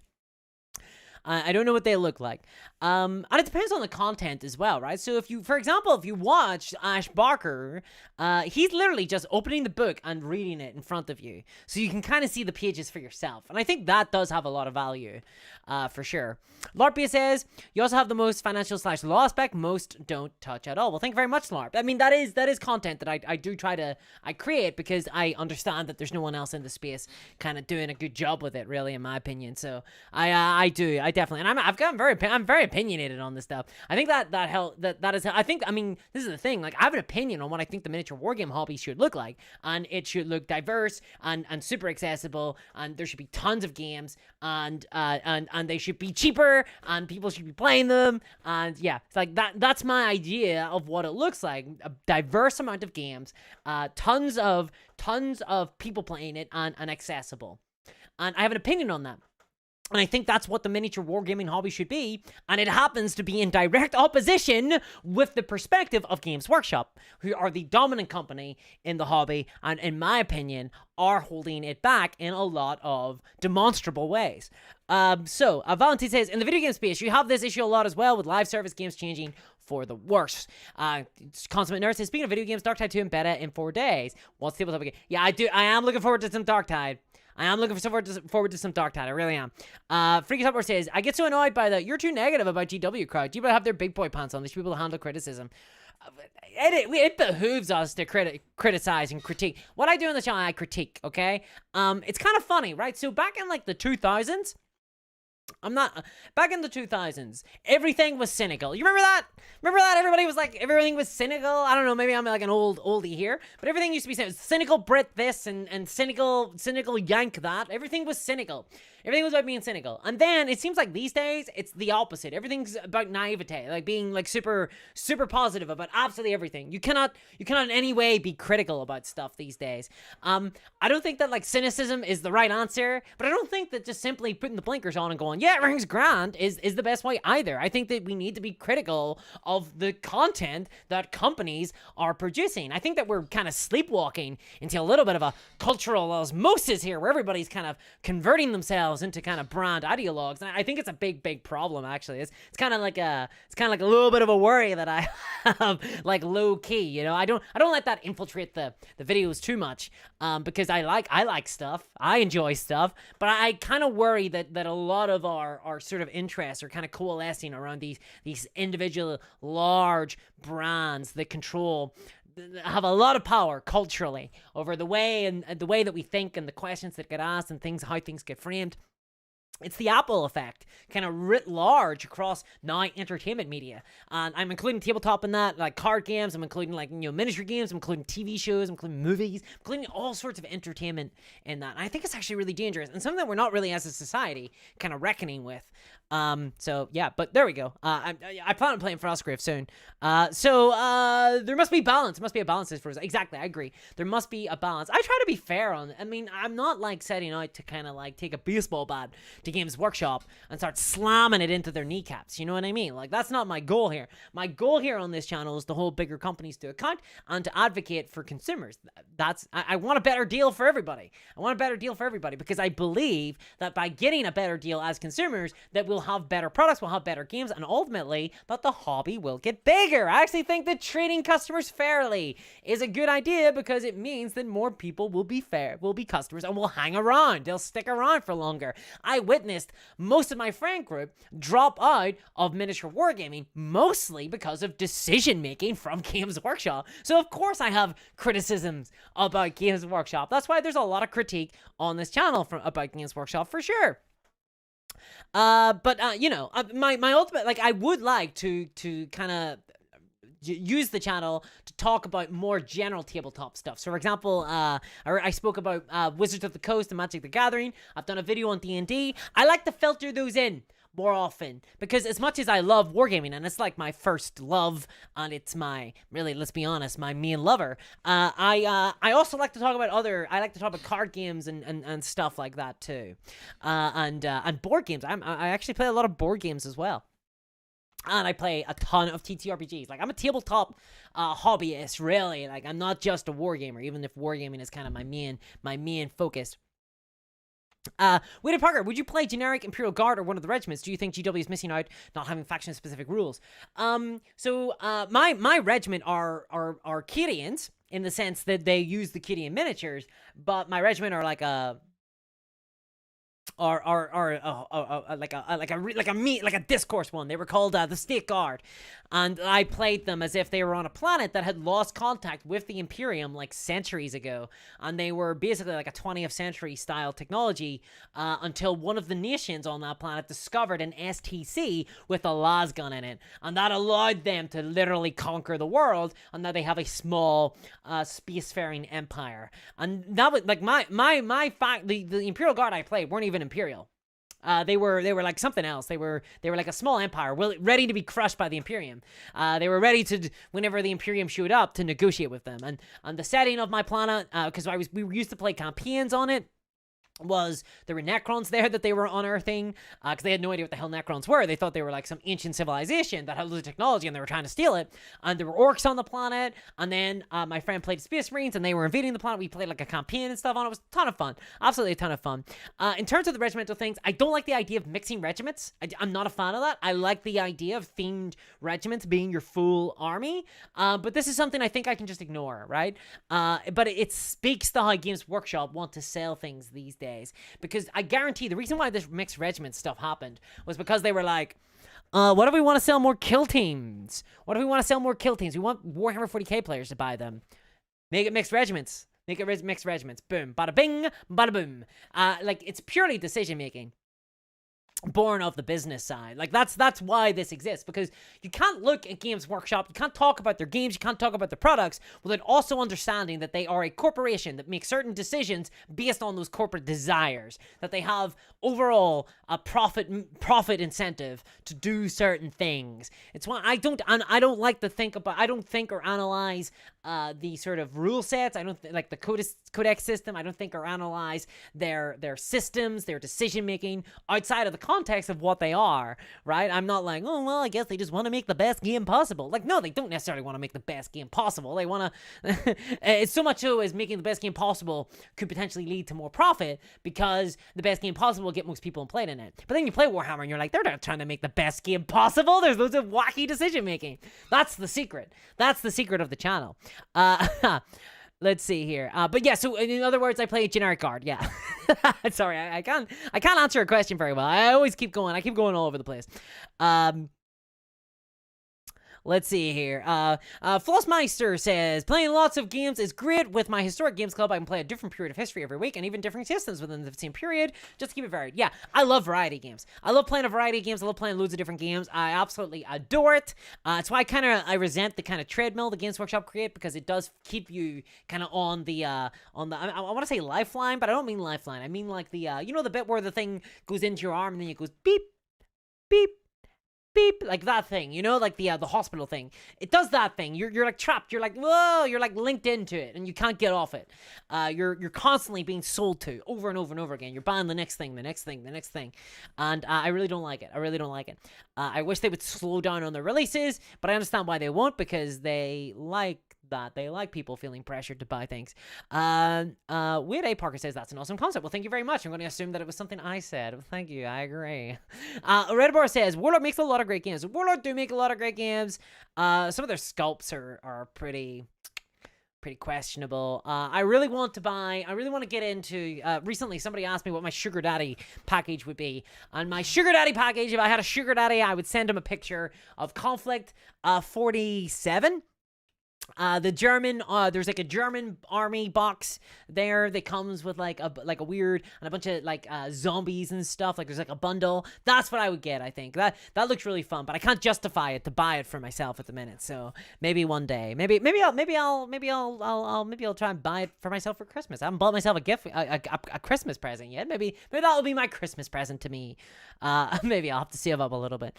No, actually, I've already spent my Christmas present to me. Oh damn, that was the yeah. Redbor says, Liam Bridgman says, this was just, what are your thoughts on the death of Yarick? I honestly don't care. I think Yarick is a fine character, but I think that more guardsmen should die, more guardsman characters should die between codices, and new ones should be introduced. And it's kind of weird that they don't do that, because it would be an opportunity to sell more minis. But I like the idea that the guard, like time passes, the guard are an army of mortals. That's the appeal of them, to me at least. They are an army of mortals, so I don't mind them dying between editions and things like that. And I think that's actually a good, interesting way to move the story on. I wish more Space Marines would fucking die. God damn it. So yeah, like I don't mind it. In fact, I think more people should die in the Guard Codex. I think more Space Marines should die. I think all of them should. I think all the Primarchs should stay dead. My residual heat seeps to the surface once again. El Gordo 555 says they use Rick Priestman a lot. Rick Priestley, I'm guessing. I've been a big fan of his for years. Love War Master, can't bear to be parted with the rules. Yeah, I've been playing a bunch of Judge Dredd, the miniature war game. I have thoughts on that game. I really like elements of it. I really don't like other elements of it. The rule book does not help it at all. The rulebook does not help it. The Consummate Nerd says, I miss the old days of GW making truly good, fun games. Well, you know, I think they are still trying. Like Warcry, I can see the design of Warcry. I can see them trying to make a fun game there. Freaks Upward says, GW, good game design versus can we sell them more stuff? Well, Mad Action says, GW got rid of all their real game designers, the truly great ones. They did. They did dip on a lot. Like, you can see it. Like, a lot of their great game designers left the company to form their own companies, right? Like, you can see it. There's an exodus. And I don't even know who their current designers are, because it's all the Games Workshop design. Like, you know, like they've really underplayed the individuals, for sure. But yeah, I don't think that their game design is where it used to be. And I'm sorry if that's mean, but like it is the case. Nobody owes you enjoyment of your product. Robert Surtees says, intravenous drip. Yes, no. That's like liquids. That's fluids. That's for fluids. That's for fluids. Top of the line or don't buy a 3D printer, says Man of Action. 3D printers are pretty sweet. I actually really like them. Cosmic Nurse says, in my opinion, the Imperial Guard should have a hero template, and you make your own characters. I think that would be really interesting. Yeah, I think I kind of agree with that. W1 says, some cheap 3D printer can be great to start and learn what you're doing. 3D printers are absolutely awesome. I really like 3D printers. They've opened up a whole new world of hobbying for me. Making the Warhammer hobby a lot cheaper. W-Man says, some cheap 3D printer can be great to start and learn what you're doing. Yeah. Honestly, I find 3D printing, like, super easy. Not gonna lie. I did a video on this. I just, for me, it's been plug and play. It really has been. I think that I'm an exception in the community, it seems. But for me, 3D printing was plug and play. It really was. I found it very simple. People are like, it's an entire hobby in and of itself. And I'm like, I don't know. I just bought like a basic 3D printer and plugged it in. It just kind of worked. I don't know what to tell you. No, I haven't used an FDM printer. I kind of need to get one, though, because I have a video idea that requires an FDM printer. So, full disclosure, I'm probably going to reach out to some 3D printing companies and ask them if they want to sponsor a video, because here's the joke. I was going to make the video anyway. So I just need, if someone will send me out a 3D printer, I'll say that I used it. and I will have used it, so there we go. I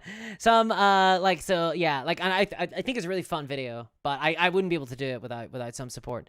One Hope of the Doom says, in regards to Yarrick, I'm excited for Gaz to form the Orquisition to find out who killed his Shumi. I feel like I kind of missed all this kind of rivalry stuff between Gazgul and Yarrick. I mean, like, I read the lore snippets in the codices, but it was never really like that. I never latched onto it, I guess. It's like this big iconic moment in Guard, I suppose. I always thought it was just like kind of neat, you know? I didn't really it never like left this big an impression. It feels like in the last like 10 years or whatever, everybody seems to be talking about like Yarrick and Gazgul. Is this because of that Warhammer Plus episode? Is it because of that one Warhammer Plus episode? Freaky Cyborg says GW has just summoned some utterly insane Helix Brilliant Starfish monster from the Far Realms to write all its books. So it's just the plot of the Suicide Squad then. Spoilers. Pixie says GW game design might not be where it used to be because the designers could possibly be Warhammer hobbyists with little to no experience of wargaming outside of GW, perhaps. No, I think I have heard that some of the designers do play other games. I think I've heard that. Or maybe I made that up in my head. Because if they have only played Warhammer games, that is a big problem. I think that they're really missing out. Game design has moved on, to be perfectly frank. Game design in the last, 10 years is not the game design of 20 years ago. I think really what's happened is you've got a lot of people now in the Games Workshop Design Studio who grew up with Warhammer, and they're big fans of what came before. That's why we're seeing all these remasters of old products and stuff. And but there is, they are trying to innovate in some ways. Like Kill Team was definitely an attempt to innovate. I think that they took some lessons from Infinity with Kill Team. So I think that they are trying to innovate. I don't know whether or not. I think they have certain objectives that they need to hit that they're not able to quite do. Is the Judge Dredd game like Necromunda, says Patrixio? Yes, it is. It kind of is similar to Necromunda in the sense that I play as a block gang, so I've got a bunch of rubbish criminals. But my friend plays as the judges, and those guys are scary as hell, and they gun me down like it's night. Like it's nothing. I'd honestly say that I've had more fun with the Judge Dredd game, but there isn't as much room for customization. Thank you very much for the donation there, K-Leo. Gotta run. Be well, partners. Thanks very much. Have a good evening, K-Leo. I hope you have a good one. Yeah, I haven't, I would say that it probably is more fun, but it's less sort of open. There's less customization and things, but the activation system uses a chit-based system. Alternate activations is a lot more chaotic, a lot more random, a lot more role-play heavy. Very role-play heavy game, which Necromunda is not. Necromunda is not a roleplay game. Anyone who says that hasn't played a roleplay game. Man, every time I love to get those little kicks in, don't I? Ruckus Muckus. I'm fighting against a dominant discourse here. I'm fighting against it. Ruckus Muckus says Firefight from Mantic Games is very underrated. Super fast, super fun. Vehicles are coming in a lot later next year. Here's another one, guys. I was sent out the starter box for Firefight. I was sent out the starter box for the other one. What's the other one called? Come on, what's the other one called, guys? I don't know, I can't remember. But I sent out the two, like, main Firefight and the non-Firefight game.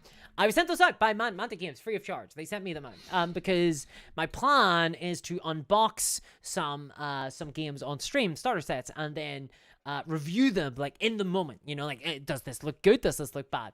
And I'm waiting to get moved and have my setup, and I don't have that yet, so it's just sitting there. But I'll be honest, like, I don't feel like it's impacted my decisions at all, or how I think about Mantic Games, because I don't really talk about Mantic yet, because I haven't actually played their games. Like, I'll reserve that for whenever I play their games. Okay, let's see here. Markarov Jakovich says, "Hey, ever thought of voice acting?" No. Well, I never have. No, I've never thought of voice acting. But I would do it for sure. Why not? I don't know. I have a tiny amount of acting experience, but like very small. Like we're talking school plays style. Oh, I guess the skits as well. I guess they're acting experience. Plus, I do sometimes mime FMVs when I'm by myself in the bathroom. So I think that counts as well. It's pretty intense acting experience. El Gordo 555 says, got for a Prussia miniature. The limitation is the BS plate size. Mine has been great. Very simple to use. That's awesome. Freaky Supper says, there's this starfish monster in Suicide Squad. I'll say nothing more. Red Boar says, Dead Zone is also very good from Mantic. Was that the other one? I think that was the other one.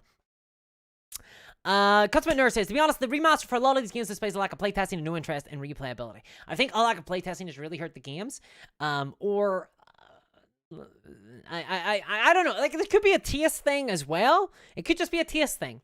Animeister says they hardly have enough time to play hobby with Warhammer due to their duties at GW. Want more other games? At least this is what every Warhammer store employee confesses. Well, damn, that's kind of spooky. Maybe you're right. I kind of hope. This is gonna. Some people are gonna be like going buck wild about this, but I actually err mostly on the side of optimism whenever it comes to these things. I hope that they have time to play other games for sure. What does the Judge Dredd game have? Have a boing, and can you boing a judge? Says Samuel Roberts. What a boing! What a boing! Yes, you can boing a judge. You can boing a judge. You can boing around. Yes, there is an item that allows you to go boinging. For those who don't know, in Judge Dredd and Mega City 1, this is where you literally get into a giant bubble and then you pinball around the city. You like bounce around the city and then suddenly you lose control and you're just boinging around. It's called boing. It's a product sold and it is highly illegal. And you can boing around, you can bang into other judges, and it can kill them. It's very sad. I knew I would go out like this. I knew I would go out, but not like this. Not to a boing. So good. X-Files and Nachos says Steve Turner. Dude, come on. X-Files and Nachos is like the king of kings, right? It's the king of kings here. Dead Zone or Kings of War? It was Dead Zone. I've got Dead Zone and Firefight. I bought Kings of War myself. I actually bought Kings of War myself. I bought the Halfling. Well, no, I didn't buy. I was gifted the Halfling army by a friend. A friend bought me the Halfling army because from Mantic Games because they heard me talk about how much I love those little sculpts so much, and I do. I love them. I love them a lot. And actually, our plan is to play Oathmark, but Time after time, what can I tell you? I've got so much stuff on my plate. I still haven't played Oathmark, and I love Oathmark. I've made a kingdom in Oathmark. I have all my little duchies and stuff lined up for Oathmark, and I really want to play that soon. Actually, you're getting me thinking about Oathmark again. I need to get my halflings out. My halflings are in storage. I've been trapped in my parents' house for a bit longer than maybe I intended to be, which will be changing. I think. I know I've said. I think every single month I've said, oh, at the end of this month, but actually, the end of this month. Will for real. I'm hoping before Christmas will be the move. So I will hopefully be able to start getting my hobby streams and stuff going on, which I'm really looking forward to. Getting some painting doing on the stream, so I can stop being told by people, oh, you don't even hobby. Does Discourse Minis even hobby? Does Discourse even hobby? Yes, I do hobby. Actually, I do paint minis. I just don't do a lot of the content on YouTube. The moment that I'm like not, because I, like I said, I think every single month I've said, oh, at the end of this month, but actually the end of this month will be the move. So I will hopefully be able to start getting my hobby streams and stuff going on, which I'm really looking forward to. Getting some painting doing on the stream, so I get two criticisms I don't see any other content creator get. Number one, does this course even hobby? Does she? Number two, games must be a jilted lover. Games Workshop jilted lover. It feels very like specific to me for some reason. I don't know why I'm the only person who gets this stuff. I have some thoughts. But yeah, like I do hobby, and I would love to do some hobby streams. My plan is to do so, and I'm not a jilted lover. No, I just became polygamous. I don't know the word polygamy. I don't know what polygamous, I guess, would be the thing. I play lots of games. I'm a variety player now. Eric Ortega says, just joined the stream. What is the lie? What is the lie? What is the lie? Do not let them lie to you. Oh, what is the title? I was lied to by WARCRY. I was told that WARCRY is an incredible game. I was told it's a really fun game. I was told that it is the best game the Games Workshop have ever made. I was told I was going to have a lot of fun. I was told, buy it, Discourse. Buy Discourse. You'll really enjoy it. You'll really enjoy it, Discourse. You'll be really impressed. And I bought it. And I was not impressed. I didn't have a lot of fun. I was left kind of thinking, damn. Not very good. But we have discussed it extensively on stream. I'm gonna try some other scenarios. I'm gonna try some more games, and I'm gonna see. I'm gonna have more of a cemented opinion at a later stage. You know, I'm gonna have more of a cemented opinion at a later stage. Polyamorous, thank you very much, Thurn. Thank you very much. Thumb says you need a model making and gameplay assistant. It sounds like to me. I totally agree. I want to be like Midwinter Minis. I want to just hire somebody and be like, you shall be my miniature painter. I want to do. Why can't I get that? Where's my assistant? I need like a Jeeves or an Igor. An Igor would be pretty sweet. Wouldn't an Igor? I think everybody could use an Igor. Like someone who just unconditionally loves the professor and will do whatever they say. That's what I need. And yeah. I kind of love the idea of being like, and here's me painting some Space Marines, and then it cuts, and it's clearly someone else's massive hands painting away, you know? Like, the camera zoomed out, and I'm like, and then my voiceover going, yeah, paint the Space Marines, sure do love to do that. That's me, once again, doing the painting with the castle paints, is it? The Citadel paints. That's what I've used, on a brush. That's what I have used. Now, that would be a fun one. That'd be a fun one. Free Software says they can't fathom anyone be interested in Warhammer and also possess critical faculties. I mean, like, I don't like to insult like everybody who plays Warhammer. Like, I play Warhammer too, but yeah, like, for sure, like, you can play other games as well. Although Games Workshop like to make it as hard as possible. Anyways, just says I would love to be your Igor. I need someone to crack the whip when I'm hobbying. No, I understand that too. Like, it's tough for me. I've been sitting. It took me a while to get my Horns of Hashu painted, mostly because I didn't really enjoy painting them, to be honest. As much as I think the models are good, they kind of have that Games Workshop problem where they just have details all over the place. And now I'm kind of sitting on some Batman minis. I need to get them painted. The thing is, right, like, so here's the deal. Like, because I do this now, like, full time. It's really the kind of the mental barriers between hobby job are kind of a little bit like, woo, they're kind of overlapping one another. But when I'm really working, what I'm doing there is typing, is working on scripts, working on video concepts, doing research. And I've been working on a big script recently, as my patrons well know. So here's the deal. The hobby stuff is still hobby stuff to me right now, but I feel like as I do more of it on the channel, so for example, the Space Marines do not feel like hobby fun. They feel like work. They're going to be they're going to be a project that is for the channel, that is work for sure. Whereas like these Batman minis I'm painting right now, they feel like mostly for fun.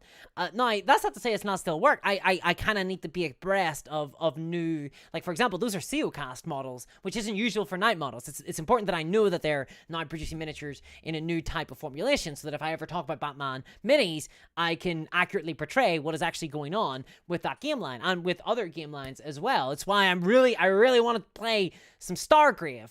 I really need to play it. I have to get to the stage where I can play it. But I noticed that as time goes on, more and more of it, like the Horns of Hashut felt like work.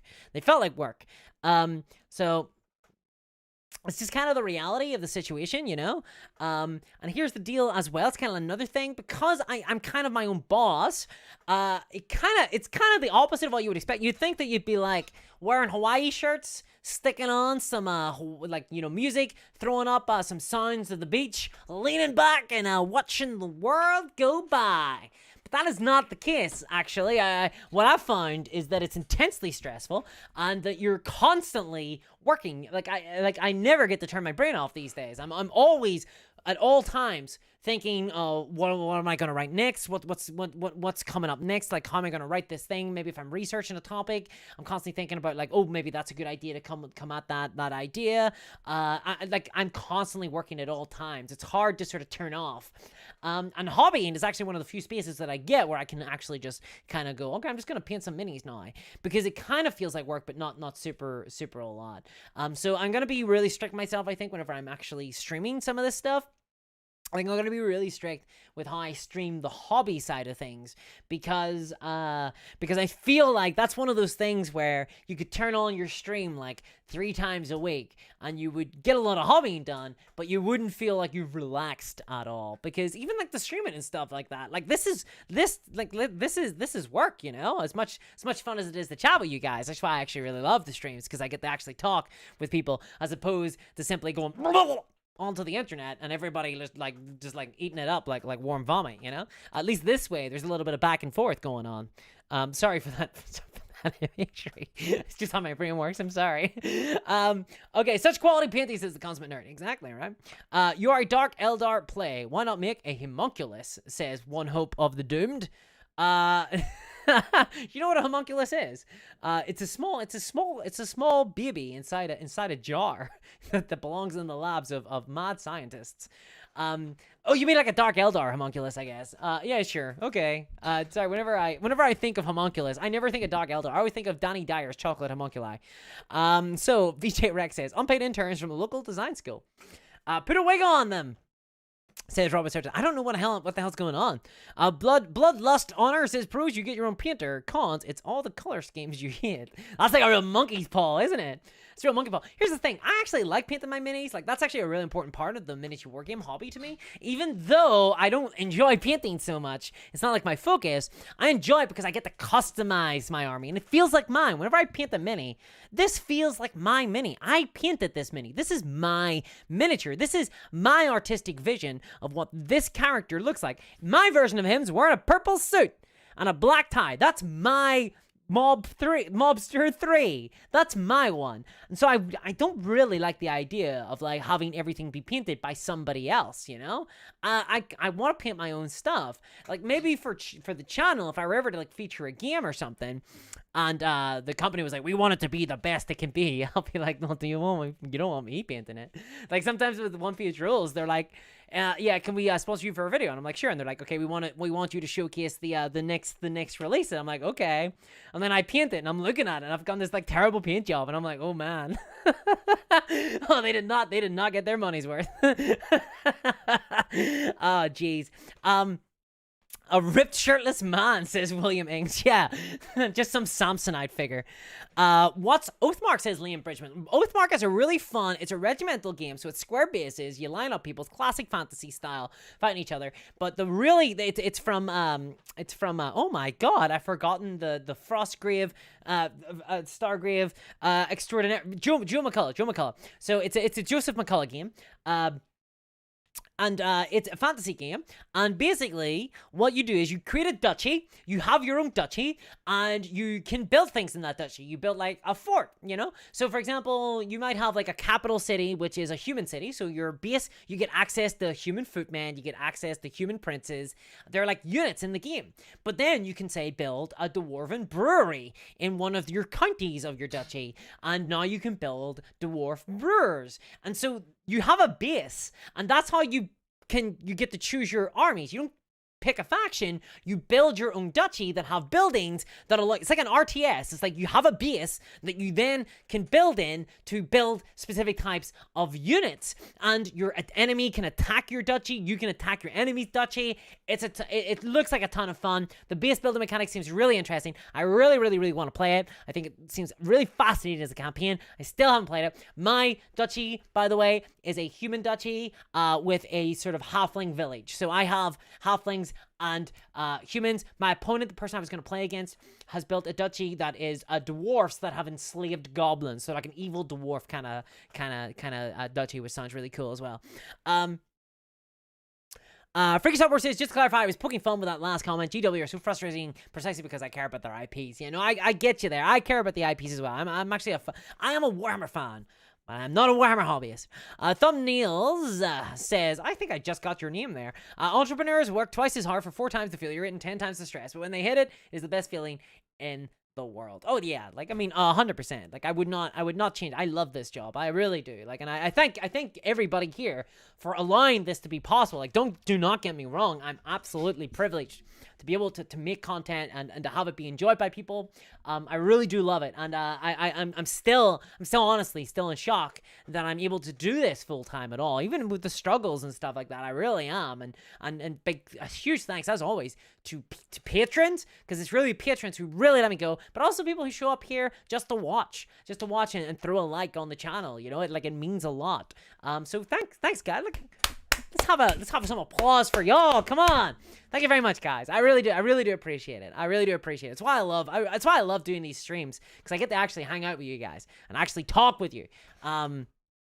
It's awesome. Rather than just comments, you know. Neil Murray says, "Warm vomit message received loud and clear." Yeah, maybe that could work on that analogy a little. There's a little bit of work to do. Okay, I get it. I see that I lost like 7 viewers in that, but the moment I mentioned the word vomit, I did it again.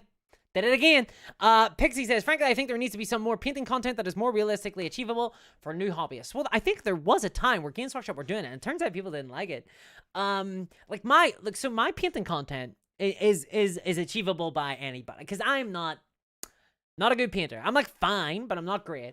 And anything that I can do, anybody can do, because I'm lazy, I'm useless. Like, run the gamut. Which is why my main painting video is basically telling people, just paint and nobody cares. Nobody cares what your paints look like. Because in my experience, they don't. My paints don't look that great. People who do not paint miniatures are like, wow, they look incredible. People who paint miniatures are like, okay, let's play. The best. And ultimately, I can say, well, my models are painted. At least they're painted, which is all that ultimately really matters. You can have Dr. Fraser Crane be your stand-in when painting. It would be great video series, says W.A. Parker. I actually, the one thing I did bring with me to my parents' house is the giant cutout of Fraser. I still have that. It was a very expensive purchase that put the channel in the red for a while, and I still have it. It's right over there, watching me as I sleep every night. It watches me as I sleep. I call him my silent protector, my silent guardian, my Fraser. John Weiss says, I'm in the middle of painting the entire set for Dice Head Zoomtopolis for someone. Looking forward to getting to paint stuff for myself again. Yeah, I could not be a commission-based painter.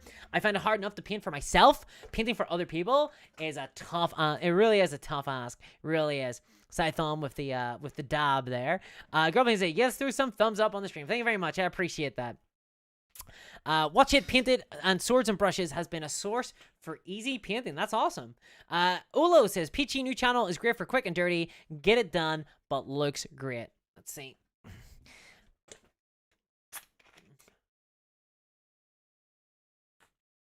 Jesus, this is unhealthy. An unhealthy amount of Pepsi. It really is. Very Silent Mush says, I always pre-use painted minis because they're painted. Yeah, exactly. Like, to be honest, like, I had a big problem. I can't show you. I can't show you, unfortunately. But I have a lot of gray miniatures. I've got a lot of gray miniatures. And this is a big deal. For the longest time, I had nothing but gray minis. Well, like, I had, like, painted minis, but they were really badly painted. Then most of my minis were gray. And about 5 years back, I made the decision that I was going to never ever play with minis that were unpainted. That was my oath I made, and I still haven't broken it. I broke it for God Tier. I played unpainted there, and I broke it for A Song of Ice and Fire. But aside from that, I've always played with painted minis, and it feels really good. It does feel really good. But the reason why I broke it for God Tier was because I was sponsored to go out and play in a tournament. And I didn't have the time to paint the minis. And secondly, for A Song of Ice and Fire, I explicitly made the decision. I said, I'm going to break my goddamn oath for this, because I will not be able to get a game in of A Song of Ice and Fire. There's too many miniatures. I won't be able to paint them. I just don't have the time. This was like in August. I was like, I don't have the time. Or was it earlier than that? I can't remember the exact time, but it was some stage this year. I was like, I don't have the time to play, to basically buy and paint them. So I'm just not going to.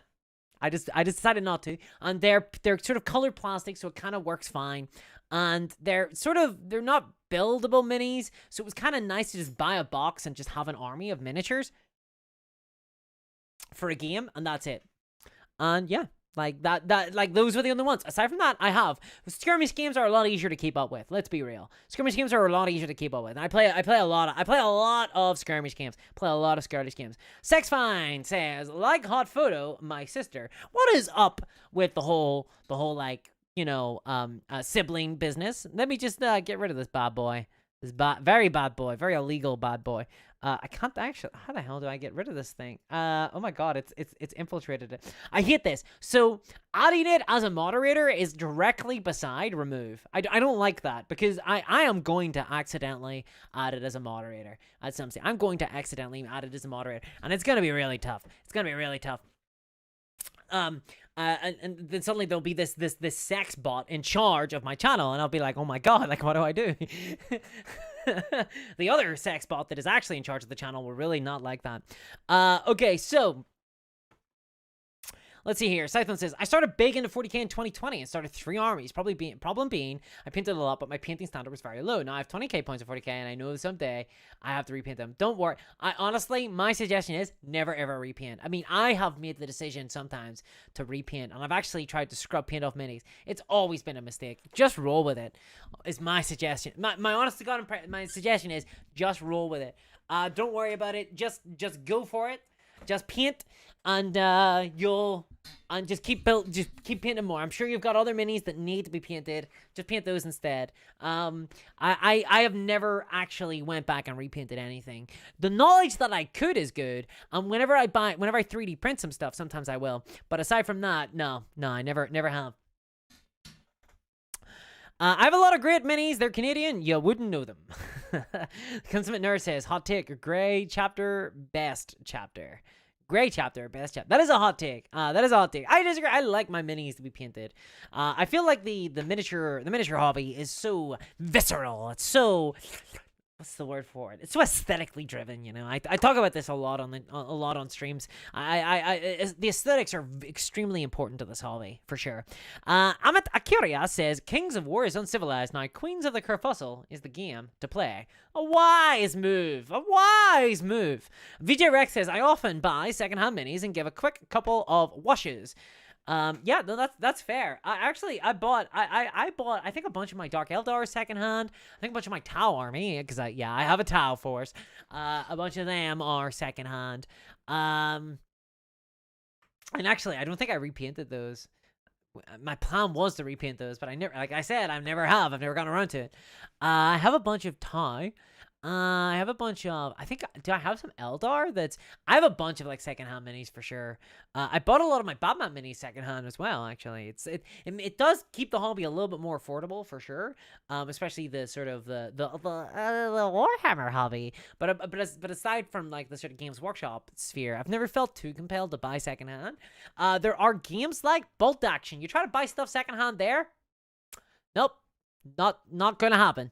You just don't get like minis cheaper for Bolt Action on like eBay or anything. At least as far as I've found. Anyway, you know. Let's see here. My problem continues to be getting miniatures assembled. I actually love assembling minis. I don't like assembling modern Games Workshop kits, but I really enjoy assembling things like Bolt Action. I really enjoy these. I really enjoy stuff like this. The Eisenkern Panzerjäger. I really enjoy that sort of stuff. These kind of kits are a lot of fun. 25 pound I bought those for. This kind of business here, where you just got all the, you just make decisions about how you want to pose them and stuff. I think that's a ton of fun. I don't like building these bad boys. I don't like building these. Let's see. Let me see. Actually, let's look. Let's look at the sprue together. Let's have a wee look. Okay. Yeah. So this is the Space Marine sprue. Very dense, isn't it? Very dense. Is there some posability on this? I'm actually not sure. I'm actually not sure what the posability is like. So I'm just looking at this kit. I have to build these. So I have to build these so that I can paint them. I'm still waiting on a box to arrive. And then once that's here, then I will begin to build them. And then I will test paint. I'm gonna test my scheme on a chaplain, I think it is. A chaplain and a captain, I think I have extra. So I'm gonna test my paint schemes on those. And if I don't like either of them, I'm gonna buy a Learn to Paint magazine that has like 3 Space Marines or whatever with it. It's the cheapest thing I could find with Space Marines, and then I'll test on that, and then hopefully by then I'll be ready good to go to then record my 24-hour painting session, which will be hell. I think I might be doing that next month. I think December might be the... Am I gonna do it over Christmas? God, that would be awful. Maybe I will. Maybe I'll do it over the new year. Oh no. Eisenkern Panzerjäger means Iron Core Tank Hunter, says Scython. That's pretty cool. Samuel says, new GW miniatures just don't give you the ability to customize much, if at all. Not like the old GW minis or other game minis. Definitely. Now look, there's upsides to not being able to customize. There is upsides to that. It should, in theory, make the minis easier to build, and it should make less decision making, which in theory should be good. But I'm gonna be honest, I don't enjoy it as much. I do not have as much fun when I'm doing that at all. Discourse, Homebrew, Salamanders, or Black Templar. Well, I'm Black Templars. That's what I went for. Black Templars. I went for the old Black Templars. The old Black Templars. I much prefer single pose miniatures. What do you mean by that, Ludite? What do you mean single pose minis? Whew. What do you mean the single pose minis?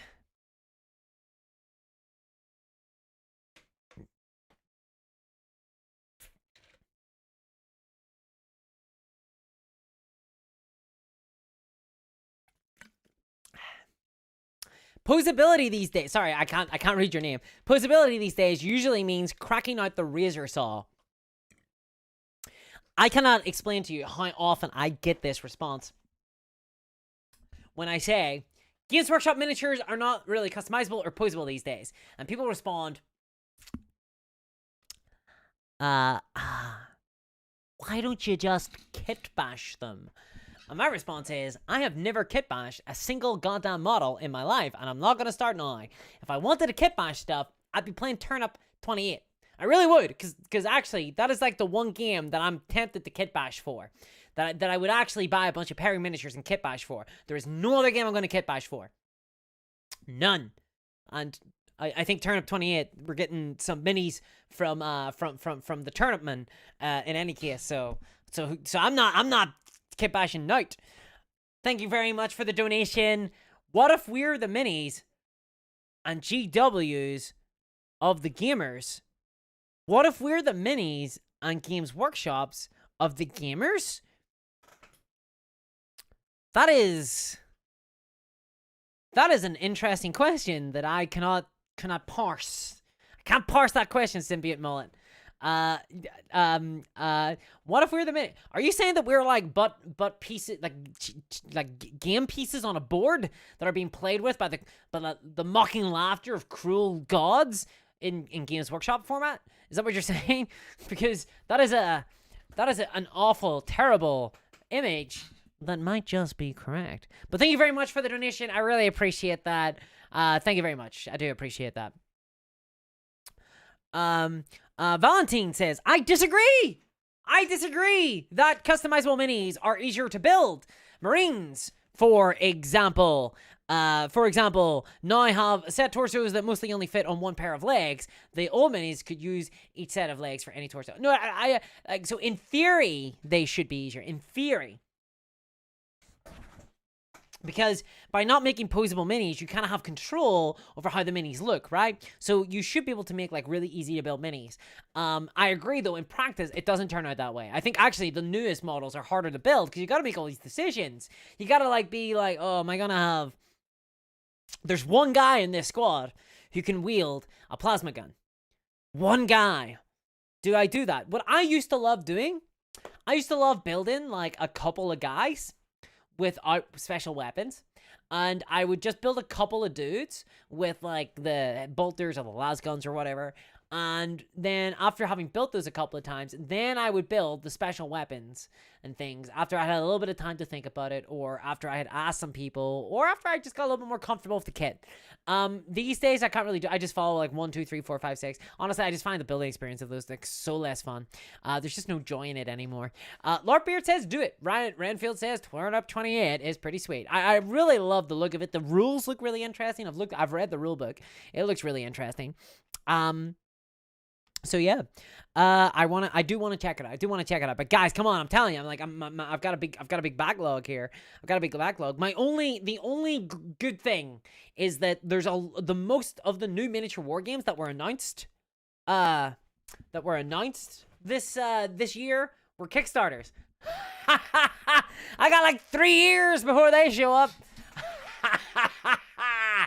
So that's good. I'm a big fan of that. I'm liking that. Although I don't like that. I don't like Kickstarter. But you know, there's like years to go for some of those. One of the few exceptions being Tabletop Minions / Uncle Adam's Adam's game, Space Station Zero. That I also need to check. out. So many games. I kind of love it though. I love it. I do. Okay, so how about a little secret? Do you guys want like a sneak peek? Do y'all want like a sneak peek of some content that I'm thinking about? I haven't done it yet. I haven't committed to this, but I'm thinking about doing this. Let me know if you're interested in hearing about a little sneak peek. Let me know. Taste the Turnip says LARP Beard. That's a good riff on Taste the Rainbow, yeah. Taste the Turnip. Turnip Max should hire you, Lord Beard, I think, as his head of marketing. War on Terra, hey there. Shameless self-promotion alert. All of War on Terra's upcoming models are fully multi-pose. Hey, that's awesome. For those who don't know, War on Terra, I saw the game over in UKGE. It looks very interesting, very reminiscent of Command & Conquer. I know you guys are big fans of Command & Conquer and War on Terra, because I talked to you about it. I'm looking forward to seeing it. I'm looking forward to seeing more from that. I'm looking forward to seeing the Kickstarter and things like that. So, good luck with that. I am looking forward to seeing it, and I'm glad to hear that they're fully multi-pose. Actually, that sounds really awesome. I love the little gray aliens that you guys had. So let's see here. John James says, "I'll buy you a hairbrush for Christmas." Yeah, no, I do have one. I'm just not utilizing it right now. Red Obora says, I miss the days where it didn't take long. You guys don't understand. The lights, they're so hot. They're so very... I am melting here. I am melting. I'm genuinely melting in front of the camera before your very eyes. It's like you've thrown water over me and I'm a wicked witch of the West. No, I would take North. I'd be like the North Witch, I guess. North Witch, I'd take that. I miss the days where it didn't take hours to put GW figs together. All seem to have a billion pieces. Yeah, they do. They do have a lot of pieces.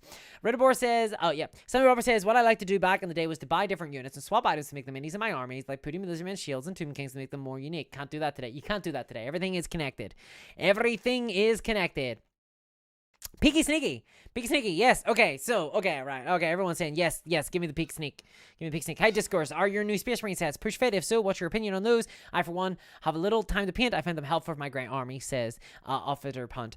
I don't think they are. I actually haven't put together any of the Space Marines yet. They're still sitting there like a giant monkey upon my back. I haven't put any of them back. And I love the idea of push fit, though. I like the idea of push fit, though you can just put them together, and that's it. Job's a good one. So I'm looking forward to, I Like, I think that's a great idea. I think that's really good, especially for starter sets and things like that for, like, new hobbyists. Okay, sneak peek. So, what I'm thinking, this might be wild.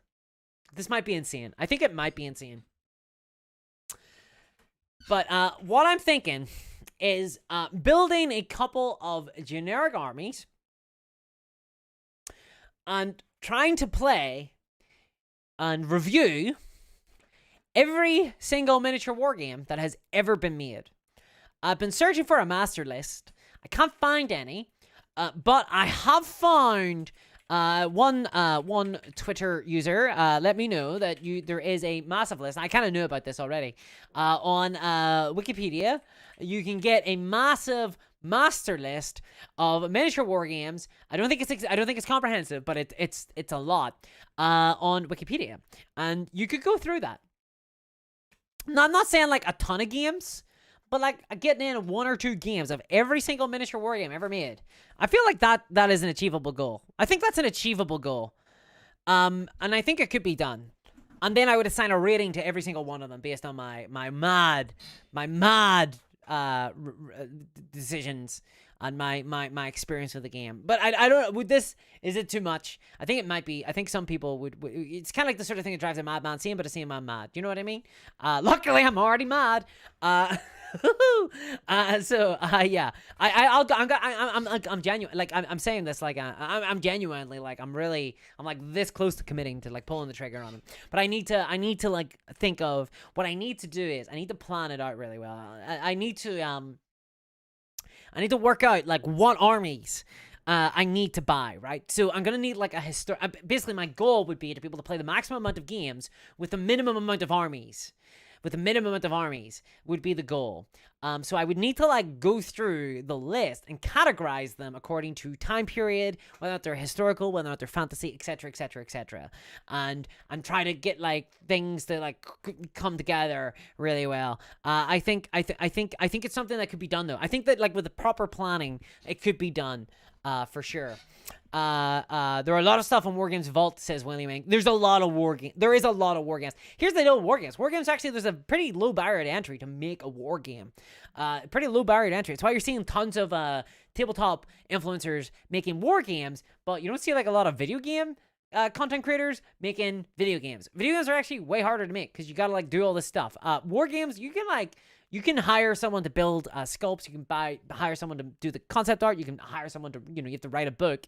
You have to come up with a fun game system, which I think some of them are skimping on a little. And you've gotta like create an interesting concept and game. And you just need to put out the minis, and using platforms like Kickstarter can be done. Video games are a lot harder these days. But what that means is that there's a lot of games out there because the barrier to entry is pretty low. The barrier to entry is pretty low. And a lot of people play Games Workshop games and they've thought, I can do better than that. And they're probably not wrong, let's be real. And I've already played a good amount of war games. But you have to start with Kriegspiel, says Reddit Boris. I've been wanting to play a game of Kriegspiel for the longest time. This could be the great opportunity. You're going to play Dark Future, says Andy Wilson. Well, yeah, like, so I need to try and acquire a list of all the mini war games. It's kind of a big project, so I'm not gonna go too much into it here. Amit says, finish your Space Marines first. I'm gonna finish the Space Marines. But this is the sort of thing, right? I think firstly, it's gonna be a big project because I'm gonna need to buy minis, and historical minis, luckily, are a lot cheaper. But I think I'm gonna need a couple of armies, and that is gonna be the difficulty. So I'm gonna need to like save up, and I think next year might be the year that I do that because I'm gonna need the minis for it. I want to try and proxy as little as possible, but also I want to minimize the amount of money that I spend. So yeah. But there's something I'm going to be thinking about, so that's just a little sneaky peeky about what I'm kind of thinking about doing as a big project on the channel in future. Discourse doesn't hobby. We'll see who doesn't hobby. Already painted a goddamn 2,000 point Stitches of Battle Armor. God damn it. Okay. Will you do bot reps for these games, says VJ Rex? No, because bot reps are like loads and loads and loads of work. They're like loads of effort. If I had like a team, if I had that Igor we were talking about earlier, maybe. But I can't. Like, it takes days days and days to do that. And if I'm trying to play every single miniature war game, we're probably talking about, like, I'm probably going to be spending days playing games. It's going to be really hard. I think that Ash Barker is already, like, on his way to trying to do this, but obviously the making the battle reports part has really slowed him down. I probably, my plan would probably be to do, like, a vlog of the games for, like, Patreon or something like that. Would probably be, like, I'm just thinking aloud here, but this is my kind of thinking is that what I could do as a vlog, and then do, like, chunks for YouTube, you know, like, kind of, like, so a vlog for patrons where I give my impressions, then I have that as a record, and then I have, like, a sort of systematized video that I then put out where I'm like, here are the X games that I played this week, and or like this month, and this is what I think. I don't know, something like that. I'd have to like noodle around and, like, figure it out. But I think it would be really valuable to have something like that. I think it would be really interesting for people, and it would really show off that the hobby is a lot bigger than just a couple of games. Let's see. Acme says you could just buy a Greek army and a Persian army and then run, like, every rule set for ancients. That would be less fun. Exactly. It's those little wins that I would be looking for, Akemi. That is those little wins that I would be looking for, because it would need to be cost effective. And here's the funny, kind of sad thing too. I don't think that the videos would perform very well either. But I think this would be, like, a really valuable piece of, like, kind of content to do. Discourse, taking Igor applications. I am taking Igor applications. Dark Future, we required a few Hot Wheels cars and a drawn board. That's pretty cool. And then I'd be able to get Gaslands out of a couple of Hot Wheels cars too. The sad fact that WARCRY probably is GW's best game, says Sifubin. Honestly, I think I enjoyed Necromunda more, and I'm on record of saying that Necromunda is not as good as people think it is. But I think that I did enjoy Necromunda more. But I want to play WARCRY more. So I'm gonna test it out. Ada says, return to the ancient ways of paper token, game as our ancestors once did. I spent a friend's birthday playing Fantasy Trip with chits and listening to contemporary metal to when Fantasy Trip came out. And it was a blast. I had a ton of fun. We had an 80s themed war game night where we had, like, snacks and stuff that were kind of from the 80s. It was a ton of fun. And yeah, like, I actually really enjoyed playing Fantasy Trip. It was a really fun war game. It's a it's a role playing game kind of, but it's a dungeon crawler. It's very much a war game. It uses little chits. It was a ton of fun. I actually really like, so low key, I actually am really interested in those war games, those chip based war games. I haven't played many of them, but I watch a lot of content creators who review them because I'm curious about how the mechanics work and things like that. Stu Rat says, Skill Creep Miniatures used to have a master list. It was several hundred titles. Oh, Skill Creep Miniatures. Oh, Skill Creep Miniatures. That's there we go. I'm gonna Google that bad boy. I don't recognize that name though. Okay, they've been in business since 2006. Just a little bit older, just a little bit younger than me actually. Marcel, thank you very much for the donation. Says, I've been building a list for historical and science fiction fantasy gaming. I'll type it up and send it in Discord for you. Thank you very much. I appreciate that. And thank you very much for the donation. I really appreciate that. Monty says, as soon as I saw the deck of cards I need to keep track of Necromunda, I was out. I kept up with that for a while, and it got too much, and I dipped eventually. I did get broken. I think I got to one of the, I can't remember what gang it was, but I was the chump who bought every kind of card set as it came out because I knew it would sell out and never be able to get it again. I got FOMO'd real hard. I'm actually really susceptible to FOMO. I'm really susceptible to a lot of the kind of corporate predatory practices that I talk about on this channel, which is always why it's really fun to me whenever people are like, actually, Games Workshop aren't doing this. This isn't real. I don't get affected by this. And my response is, yeah, well, I do.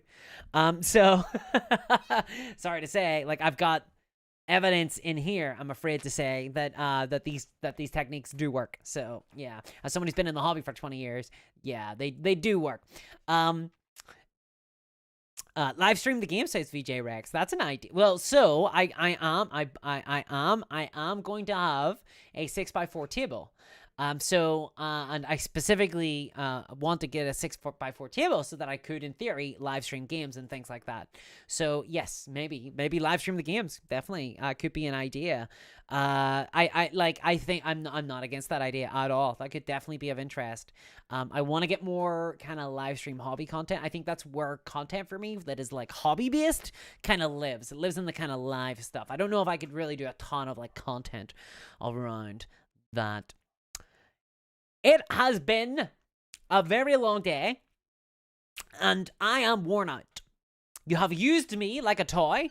I am a sock puppet, and now I have flopped to one side. And I am going to have to dip here, guys. It has been a really fun time. Thank you very much for joining me. Thank you very much for joining me and listening to me rant and rave like a wild person about WARCRY this eve. Thank you very much. I really appreciate that. Really appreciate your time. Thank you very much to all the donators as well, of course.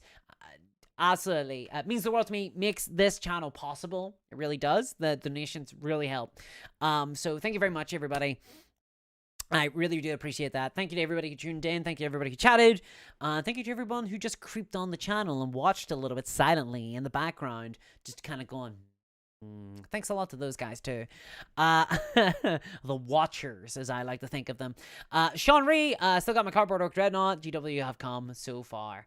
Geez, actually, I think I heard about the cardboard dreadnought. I've seen pictures of it, but I never actually saw one in the flesh, as it were, in the board, as it were. There's a new orc skirmish game called Mr. Model Orc. Really, Duppy Man. Okay, that's kind of wild. Neil Murray says, "Will you make the Oh, thank you very much for the donation there, Robert. Thank you very much. I really appreciate that. Thanks for the stream. Oh, thank you for the donation. I really do appreciate that.